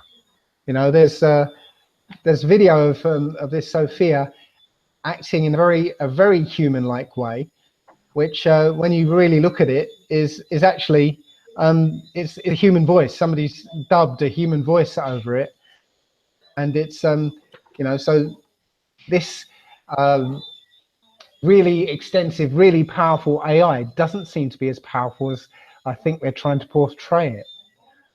I think machine intelligence will never ever be this you know, intelligent thinking machine, you know, that we think it might be. Because I literally went out and tested every AI chatbot I could find to see, you know, if these things have improved. I essentially did the Turing test on each one of them, and if you don't know what the Turing test is, it's basically if you can talk to a robot or an artificial intelligence and you can't tell if you're talking to a machine or a human, then it's passed the Turing test. So I ended up chatting to maybe 10, 15 chatbots, and none of them passed the Turing test. Really, none of them. They haven't. It hasn't improved one little bit since the last time I you know, got interested in it, maybe 10 years ago. Yeah, there's no improvement whatsoever. So I think there's a bit of a deception going on, and this robot Sophia who is now the face of AI, is actually an elaborate ruse, really, because I think okay, the human brain is not you know, an organ that generates consciousness. You know, consciousness does not lie in the brain. Yeah, I think it's an organic matrix that allows you to receive a consciousness, and that consciousness to manipulate the body through this matrix that's you know, of you know, not memories, neurons and things in the brain. It's a matrix that allows this consciousness to move a body around. Yeah. I think that what they're building is an artificial, an inorganic matrix to receive a different consciousness. You know, and it's this thing that is going to be touted as AI, but this consciousness is going to be able to control, you know, computers, everything that these computers are linked up to, which is the Internet of Things. Yeah, they want to put everything on the internet so that a computer can control everything. It's going to have access to all the surveillance technology that's around already, and you know, there's more and more being added to it every moment. So it's the all-seeing eye. So this so-called AI will be able to see everything. And ultimately, what they want to do is have everybody added to this to the internet, essentially, so that this consciousness can control everybody. So that's what I'm starting to think is actually going on, and it's going to be centered around these D-wave quantum computers, which, when you look at them, aren't computers. You know, there's nothing computer-like or recognizably computer-like about any of these things. So, so yeah, that's what I think is going on. They're building a matrix for demonic spirits to be able to control technology.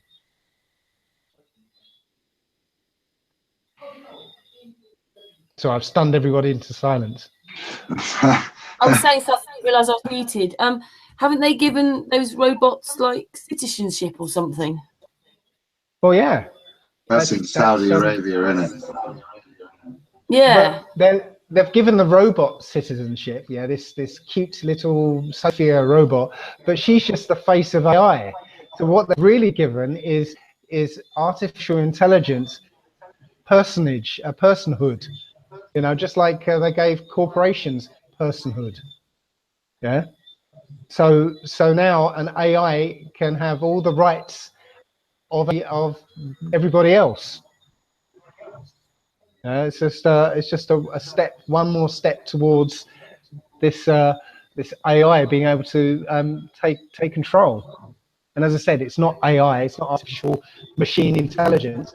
I think it's a different sort of intelligence that's going to be working through this technology.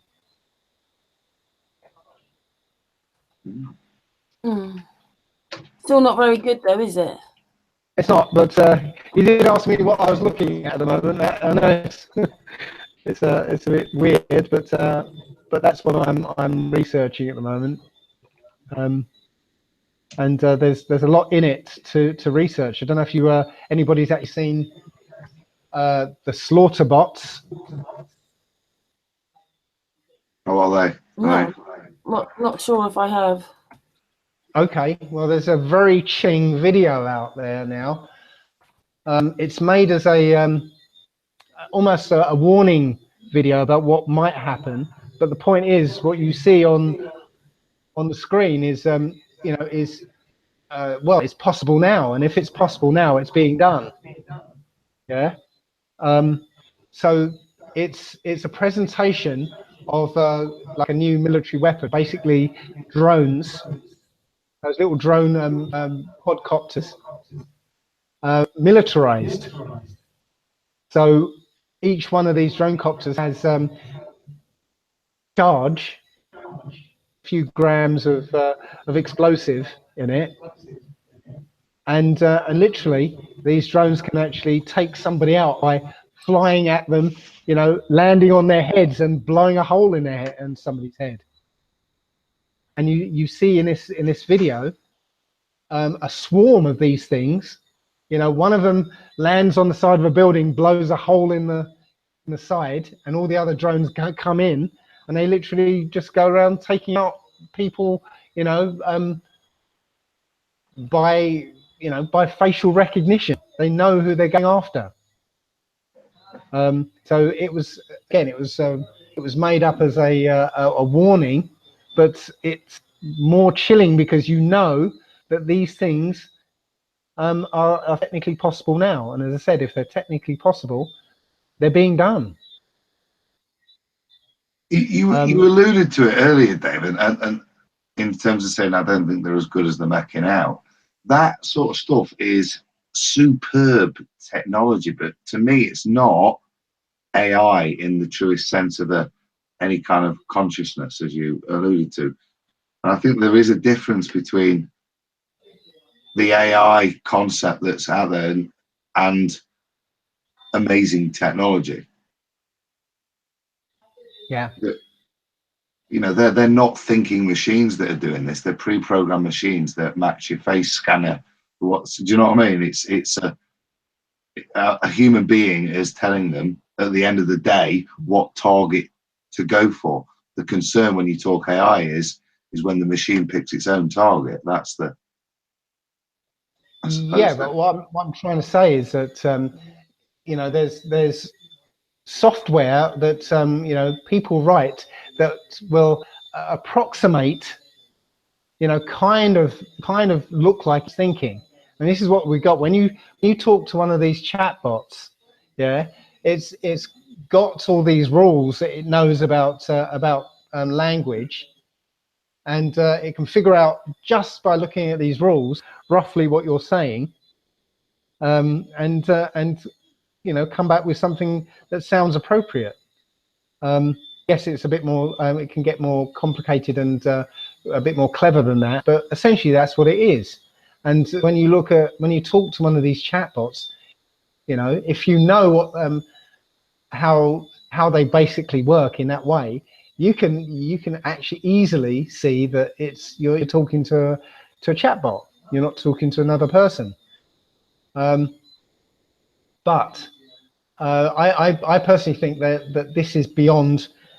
It's not possible. It's not possible to create using inorganic substances unintelligent inorganic substances, put them together in some way, and you get intelligence. I don't think that's possible. I think you know that the only way you get intelligence is through consciousness, and what they're doing with these D-Wave machines is putting together a receiver for a particular type of consciousness. So yeah, you've got two tiers here. The tier for the uninitiated, which is what we're seeing in, you know, this,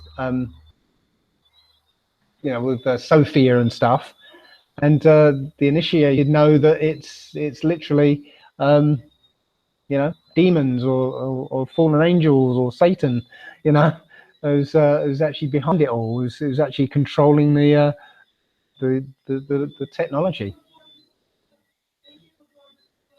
Are you talking in terms of quantum technology? Yeah. Yeah. Yeah, if you go and look at what's inside the D-Wave, yeah, that's not a computer. There's nothing in it that you could really call a computer.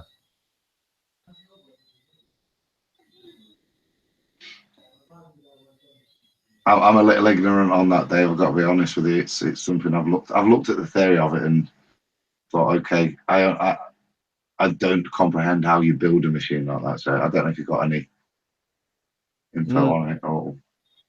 Well, if you do a search for his name is Geordie Rose, the one who financed it all, and he does a couple of talks about how they work.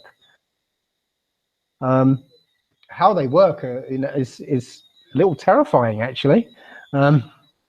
You know, the idea that it reaches into a parallel universe and pulls out the answer and brings it back to this universe.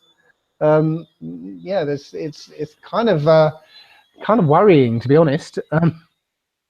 And you know, I think if that's what it's actually doing, then you've got a reason for this Mandela effect right there. You know, if you've ever come across the Mandela effect, that you know, you've got the reason for it right there if that's what it's doing. Let's do C3PO's leg, mate, because it's one I agree with you on. If you want to do that. Yeah, well, yeah, C3PO's leg. That's the one for me, actually. That's the one that's really got me, because I know he didn't have a silver leg. I know that for a fact. You know, I was one of those who watched Star Wars 16 times before it came out on video. I'm with you on that, mate. The only real other Mandela one effect for me is Nelson Mandela. I swore he was dead before they said he died, man. I know he died. Yeah, me too. I'm one of those who remembers that as well. Yeah, that's the only real one that I haven't, and because I love Star Wars as well, mate. So when I always remember you saying that on one of your videos, do you know what I mean? So it's one of the only other few. I think most of the others I don't have a problem with, but I think it's the frequency that other people have them. Yeah, and I do admit that some of them could be misremembering, but how can everybody misremember Mirror, Mirror on the Wall? You know, it's just like everybody knows that one, you know. So yeah, so I do think something weird is going on. It does seem to coincide with them messing around with quantum computers. So I don't know. I mean, there's just, as I said, there's so much going on all at once at the moment. Yeah, it is getting a bit confusing now. Yeah, I ain't got a clue, Ben. Well, you did ask what I was getting into. Yeah. Is Sophia then to make artificial consciousness then? Oh, sorry, say again. Is Sophia is that all to make artificial consciousness? This Sophia is an artificial intelligence moving a robot around, and it's not even really a robot. It's a head, and now I think she's got a couple of arms, but it was a head that can make human expressions, and an artificial intelligence, so called. But as I said, if you watch all the video, all the interactions are very scripted, and some of them aren't actually her talking. It's it's an ordinary woman dubbing the voiceover, and sort of giving sort of very, very human responses. But then it switches to another video, and it's a it's a robot voice, and and very, very robotic responses.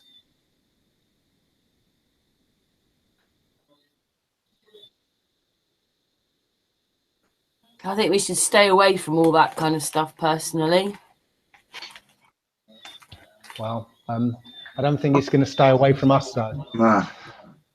It's an interesting concept, though, Dave. Even within a quantum computer, can you then, even within a quantum computer, you're still not generating consciousness, are you? So no, as I said, it's not going to generate consciousness.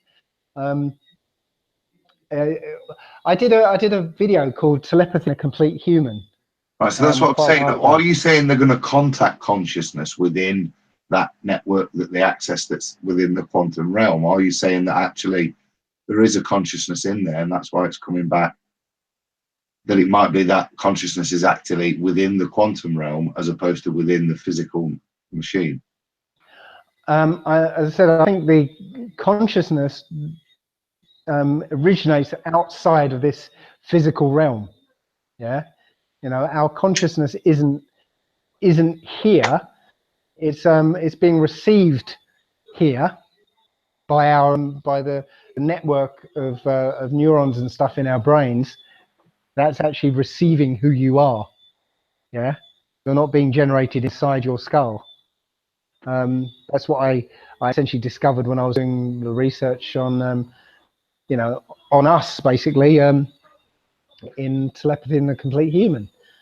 So I think that these quantum computers, I say, aren't actually computers. They're a matrix. They're a brain-like matrix that's allowing a consciousness that's outside of this realm, in a different dimension, ability to actually step through and control something in this dimension. And maybe that's what we are. Well, that's what I'm saying. That's what we're an organic version.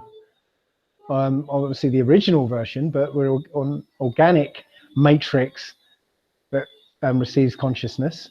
And I think we've been, the elite have been given the plans to build an artificial matrix to receive these demonic consciousnesses. Right.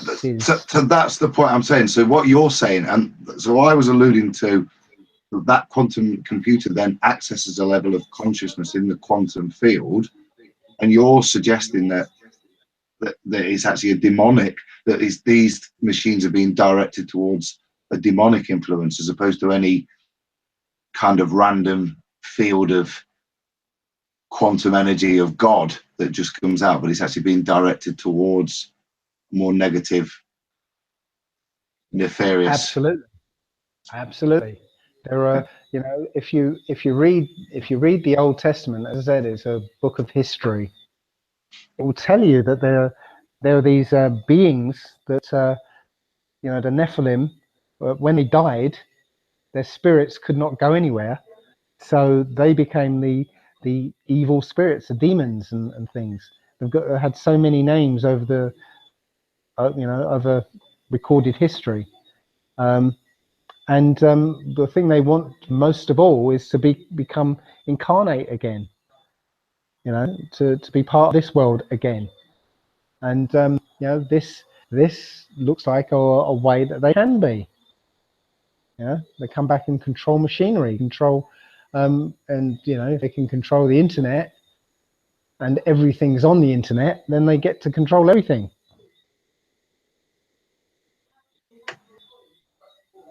Sounds like a good plot for a movie, doesn't it? Well, It sounds like what's happened to us anyway already. yeah, well, I think we're going to live that movie. Yeah. I'm not taking the piss when I say that. I mean that genuinely. You know what I mean? It's like, I'm surprised there isn't a movie with that already foretold. If you know, do you know what I mean? In terms of revelation of future, I'm surprised that's not out there somewhere. Well, there are films. So I can't remember. I can't remember the name of this one in particular, where somebody makes a computer system and it's actually being controlled by a demon. I can't remember the name. Demon Seed. I can't remember what the name of it is. But yeah, there are a few science fiction films that are there telling us this sort of thing. Does Weird Science count? I can't really remember that one. Is that when they make a girl or something? Yeah. Yeah, I'm sure if you actually went back and looked at it, you're going to find some interesting things, because I do every time I see an old film.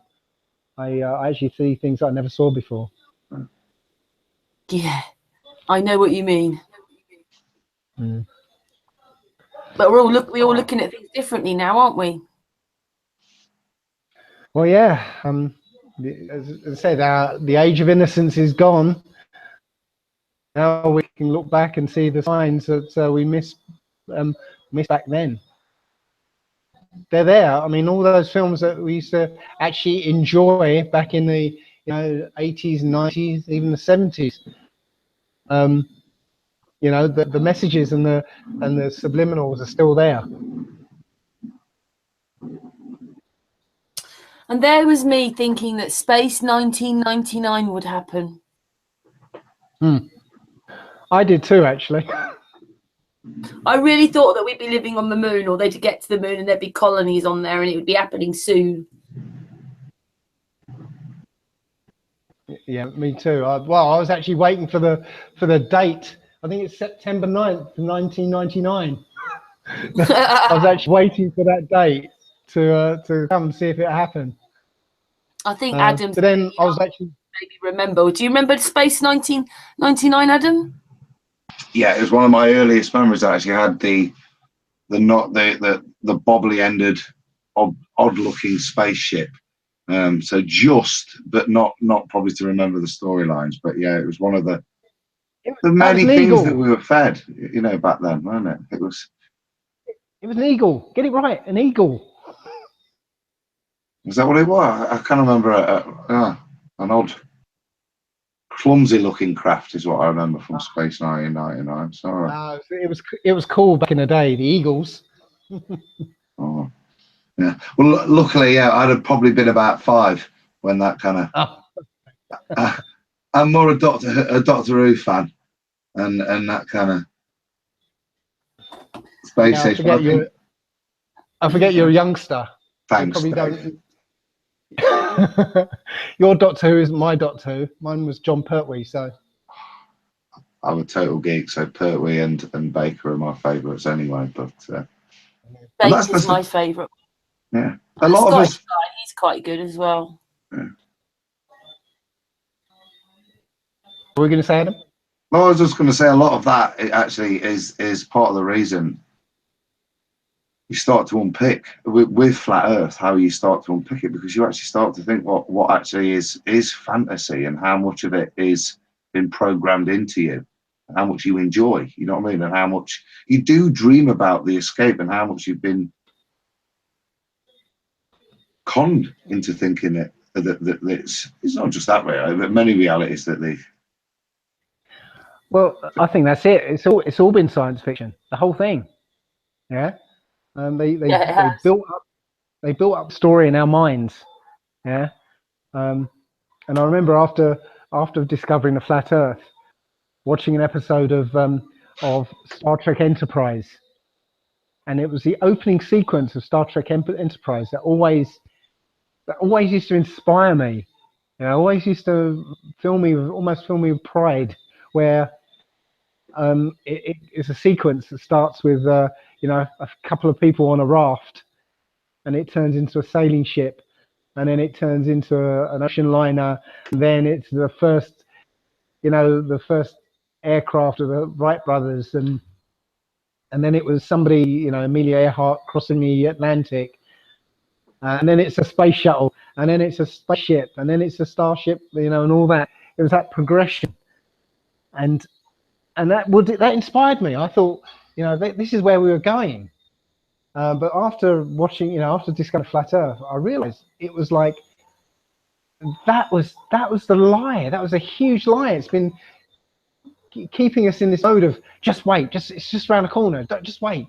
You know, this idea of yeah, we're gonna have moon bases and Mars bases, and we're gonna start building starships and go out. It's never going to happen. Never, ever, ever. You know, they've just been stringing us along for decades. Dave, you were alluded to earlier that you're kind of not done with Flat Earth, but you're not sure maybe where you're going with it.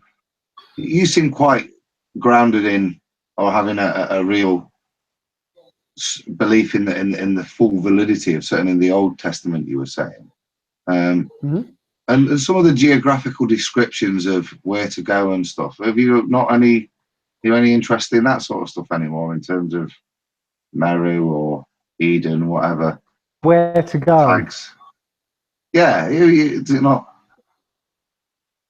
So, is it not of curiosity still? That, especially, you know, you sound like you're quite into researching ancient history and using old text to give direction to where you're going at the moment. And there's a lot of stuff in there, isn't there, in terms of its purpose? Yeah, I'm not sure what you mean by where to go, but yeah, there is an awful lot in those, you know, in those old books, especially the Old Testament. You know, it's living prophecy. It's all coming past right this moment. You know, so yeah, it's. I'll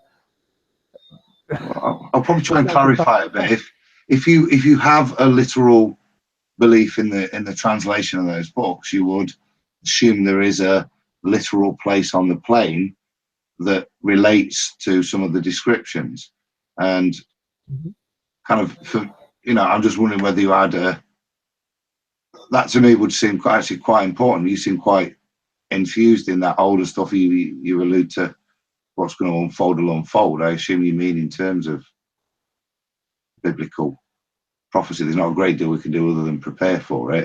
You know, what's coming's coming.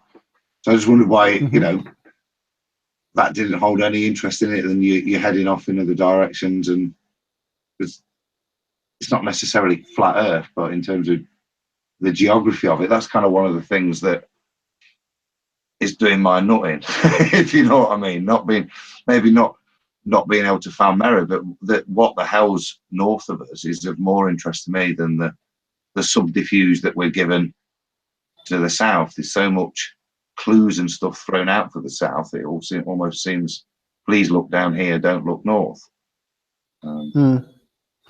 Well, you know, I'm of the opinion that we probably live in a realm that we probably cannot even imagine how it works.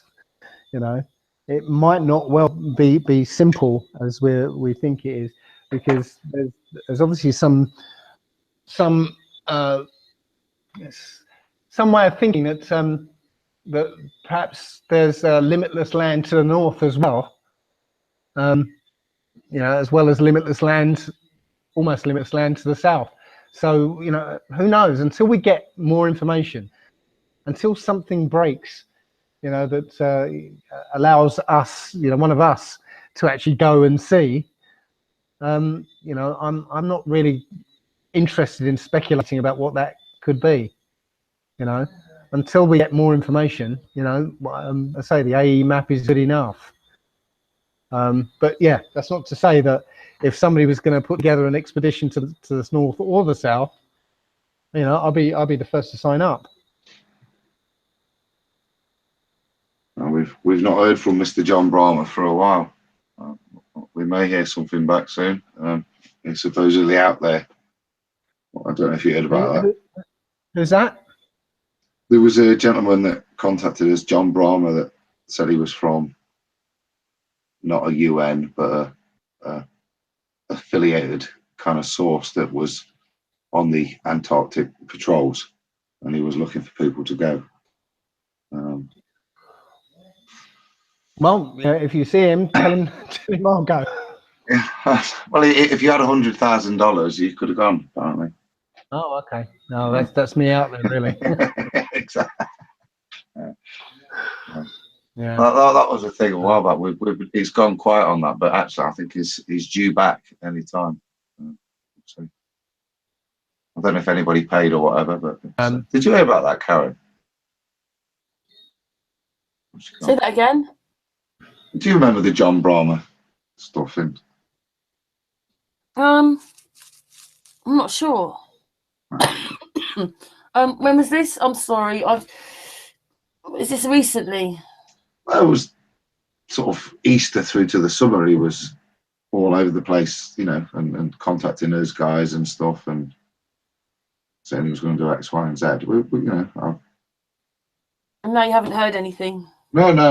It's all gone quiet. So, but I think he's due back just before Christmas was the timetable we were given. So we will see. I also heard somebody else was putting together an expedition, and I think they were trying to get a crowdfunding campaign or something. Yeah, I wanted to sign up, but there was a couple of people on there that I thought, well, I don't think it's really going to happen. So so I didn't pursue it. But I don't know if anyone's ever heard anything about that one. Well, it'll be interesting to see if it ever got off the ground, something like that. Won't it? Yeah. It doesn't seem an impossible thing, does it? Well, it shouldn't be an impossible thing, you know. Well, saying that, I tried to put a petition together with about the flat Earth, and we needed something like 10,000, signatures as such, just so it would have to be answered. But we got nowhere near that. So I guess getting people to motivate over the flat Earth is like herding cats. So yeah. So yeah, maybe if it depends on people putting the money together, then it's not going to happen.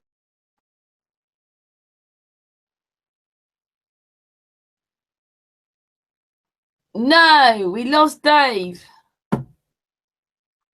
He dropped out there, didn't he? He did.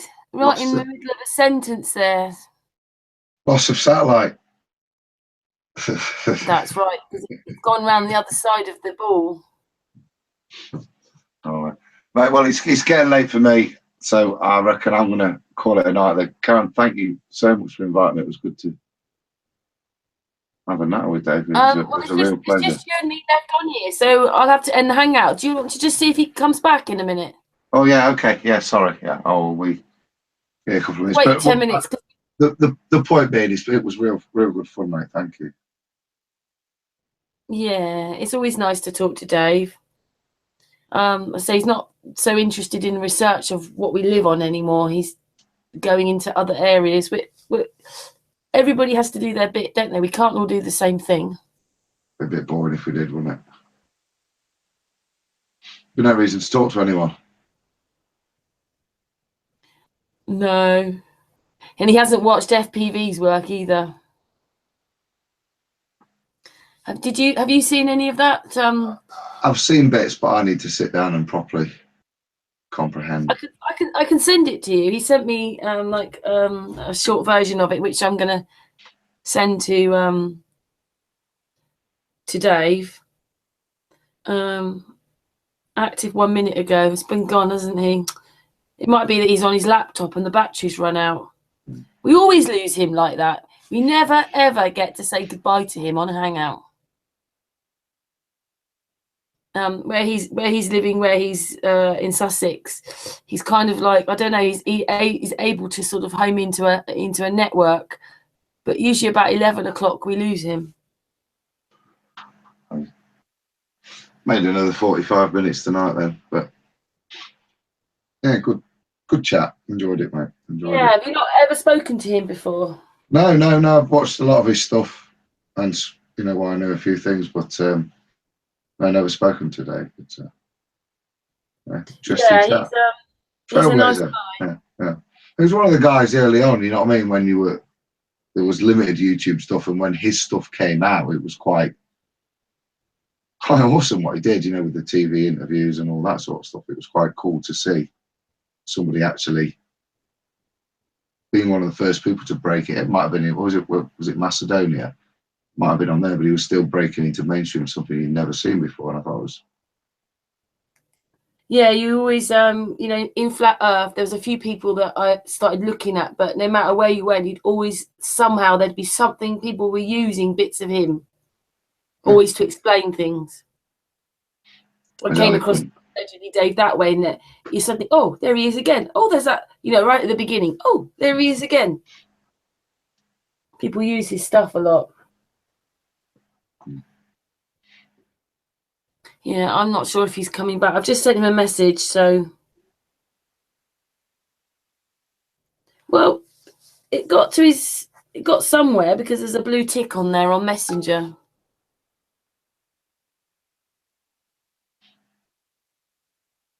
It's always annoying when we lose a cut like someone like that. It's a bit brutal, really. It doesn't warn you, you just lose them. That's it. So, are you all ready for Christmas then? Or does Christmas mean something? Because I cannot get into it this year. I just can't. I'm busy, mate, but yeah, I've got the Christmas decorations up, lights are up. Looks shocking outside. It embarrasses the wife. I know what it is anymore. It's not this sort of thing anymore to me, even though obviously I'm too old for a stocking and all that. But I really loved Christmas, but I can't now. Because it means something different. It's an opportunity for me and my family and my extended family to get together, yeah, and have a loving time. And if you need, I don't need to put any more on that, and that's what I enjoy. I don't attribute anything more than that to it. It's a fantastic time with me and my family. Do you know what I mean? And yeah, maybe that's the best way to look at it. Oh, you know, I don't know if there's that many. Certainly in the UK, you see a lot more Christians in the Flat Earth community in America, but I don't think Christmas is necessarily a Christian festival over here, is it? Sadly, I mean, it started out as that, but it's a commercial event, and that's the one thing I don't want my kids to necessarily take from that. I want them to understand it's a time when family comes together, and that's the real importance of it. That's not to say I won't buy them a present, but do you know what I mean? That actually there's a bigger meaning to it. I can't attribute a religious meaning to it because I don't believe it, so I don't put that on them. Do you know what I mean? And do you believe the Flat Earth for you is a spiritual coming together? Yeah, totally. Not a religious, but spiritual. That we're all created by a creator. My opinion is we can't all be right. You know. We can't always feel it in the chat room exactly, like because sometimes the chat's whizzing around and there's people in there, but a lot of the time with the people on the panel, we can feel it all between us. And like, so when we get to some of these after hangouts and you talk, everybody's really happy, or deep moments have come through the hangouts. And then people can feel other people's energies and all that. It's quite, yeah, that's where we should be, isn't it?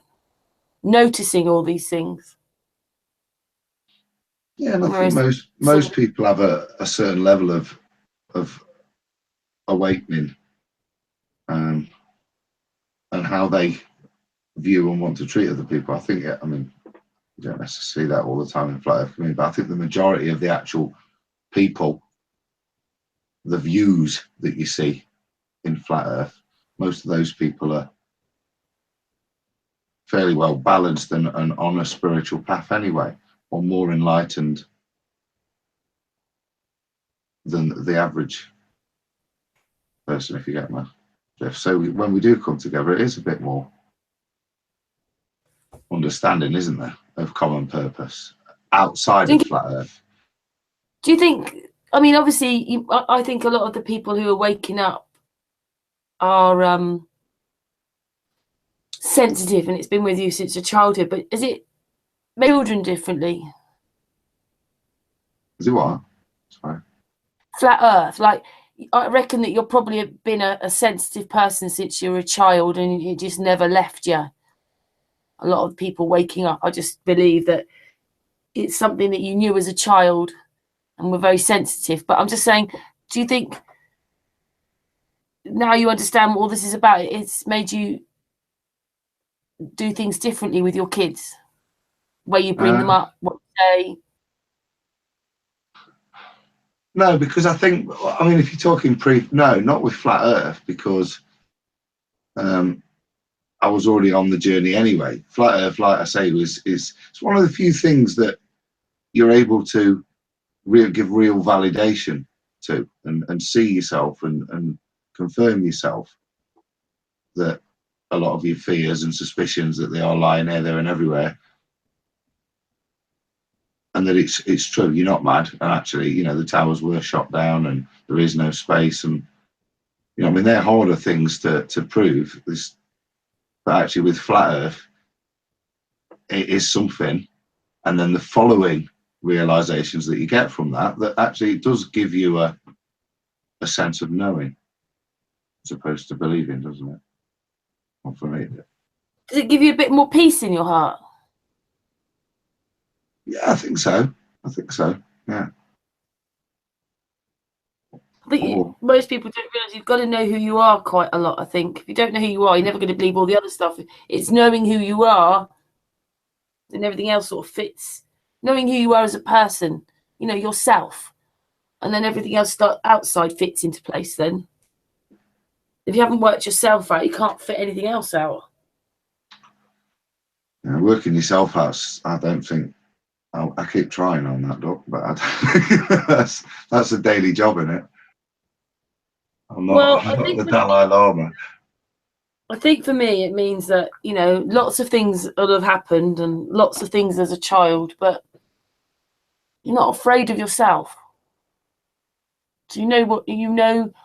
A lot of people don't even understand the feelings they get. They don't know where they come from, what they're there for, whereas I usually know. Sometimes I don't trust them. You know, I ignore feelings I should take notice of, but it's just like that. Yeah. You know, like I've gone back and I've looked at myself, at who I was as a child, things that have happened to me going through. It took about 6 months of just going backwards, and it's a bit like unturning every stone and seeing things I didn't want to see. But I'm not afraid of any of that anymore. And like a spiritual master is know yourself, see yourself, accept yourself, and be yourself. Well, that's a way off. That's a bit deep. It's a bit deep right now. Sorry. No, it's not deep. It's just I think it's highly unattainable. But I think the best you can do is try, innit? Oh, he's back. Dave! Hiya. We got you back. Sorry. Yeah. I don't know what happened there.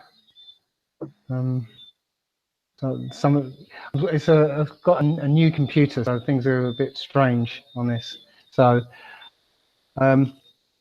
but anyway, I'm just seeing the time as well.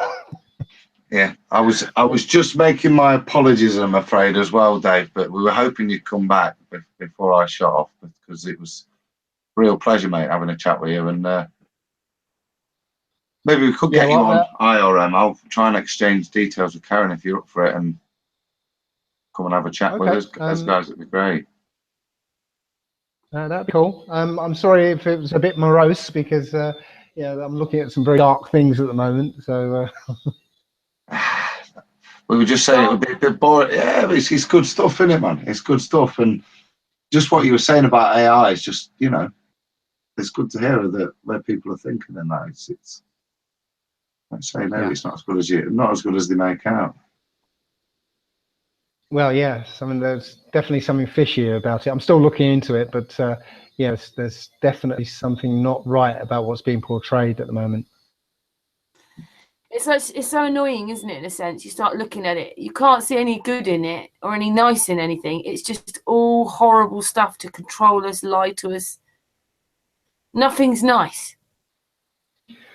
Well, no, because we're heading in this direction, and it's like a runaway train that, you know, nobody's able to stop. You know, it's you know, there's no way we're going to be able to stop this progression into so-called thinking machines, which they're not going to be thinking machines. But you know, this is the thing. There's a momentum towards this, and there's no way that any of us can stop it. Yeah? The military-industrial complex will always say, "Well, we have to make it because the other people, our enemies, are going to make it instead." You know, so you know, and I think it's Putin has already said that whoever gets the this strong AI first will control the world. So that there is enough to make sure that, you know, every world power is going to be, you know, throwing themselves headlong into trying to make this thing. It would seem the ultimate super weapon from that kind of Cold War paradigm, isn't it? Almost. Yeah, but you know, of course, we know that there aren't any enemies, and it's all the same people playing chess against themselves. So, so yeah. Anyway, as I said, it's getting on a bit. So I'll kind of want to say good night and leave it there. I was doing the same, my friend. So yeah, Dave, it's been a real pleasure. Like I said, if I can swap details, and I'll get in touch, Dave, mate, and hopefully chat again soon. Okay, cool. Wicked. Karen, God bless, mate. Take care. Thank you very much, Adam. We'll speak to you soon. Take care, mate. Yep. Thanks. God bless. Thanks, Karen. Just let Adam go, and then I'll say goodbye to you, Dave. Oh, what time is it for you? Just asking. I don't know what time. I don't have a clock here. my how many hours behind is it then? 4 hours. So it's what is that? That's 12? It's 8. Yeah, it's 8 o'clock. It's 8 o'clock. Yeah, because it's midnight here. Yeah. Okay. So yeah, I've still got to get my bed finished. So, so I've got somewhere to sleep. So what is that? You've actually got a pack bed. What kind of bed have you got then? You're packed. You know, you bought. I'm building. I'm building a bed. Right. So. What are you building it out of then, Dave? Wood. It's a bed. I just you know, got the wood and I'm putting it together. So yeah, got to finish it. Okay. Well, thank you so much for joining us. I don't know if we'll get to for Christmas, because Christmas is looming now, isn't it? So I don't know if I should say Merry Christmas or not anymore, but greetings. No, I don't, and I hadn't noticed and hadn't realised it was, and I don't care, to be honest. So yeah, don't. It's just another day for you. Yeah. I just can't look at it. And outside the garden centre down the road, there's a great big blown up Father Christmas. Okay. Great big Father Christmas on the side of the road. Sounds like a target for a dart for me. Yes. Right. So I'll say good night to you. Yeah, you better go. Thanks for having us on, and I'll talk to you later. Thanks, Dave. Thank you so much. Right. Night. Big hugs. Big flat earth hugs. Bye. Bye. Bye. Just me left on the hangout. We're going to end the hangout now because obviously it's just me and you don't want to hear me talking. But that was great having Dave and Adam together. And we're back on Thursday with J Dreamers. I posted one of his videos. I mirrored it. It was the one with the eclipse and the shadow going one way and then it comes back the other. So yeah, I'm really looking forward to meeting him and chatting with him on Thursday. And then on Friday night, I've put together another evening with Santos and Bro Sanchez. It's going to start about 11 p.m. UK time. So that'll be another very interesting chat and probably a very long chat. And it starts, because obviously it's the next day for Santos and it's 8 hours behind for Bro Sanchez. But yeah, I'm really pleased that that's organised. So anyway, so tomorrow is a day off. We always have Wednesdays off. So we're back on Thursday with J Dreamers and then Santos and Bro Sanchez on Friday. Anyway, thanks very much for listening. It was good to catch up with Dave. Thursday. Good night, everybody. Big flat earth hugs to everybody in the chat room and for listening. Thank you very much. Bye-bye.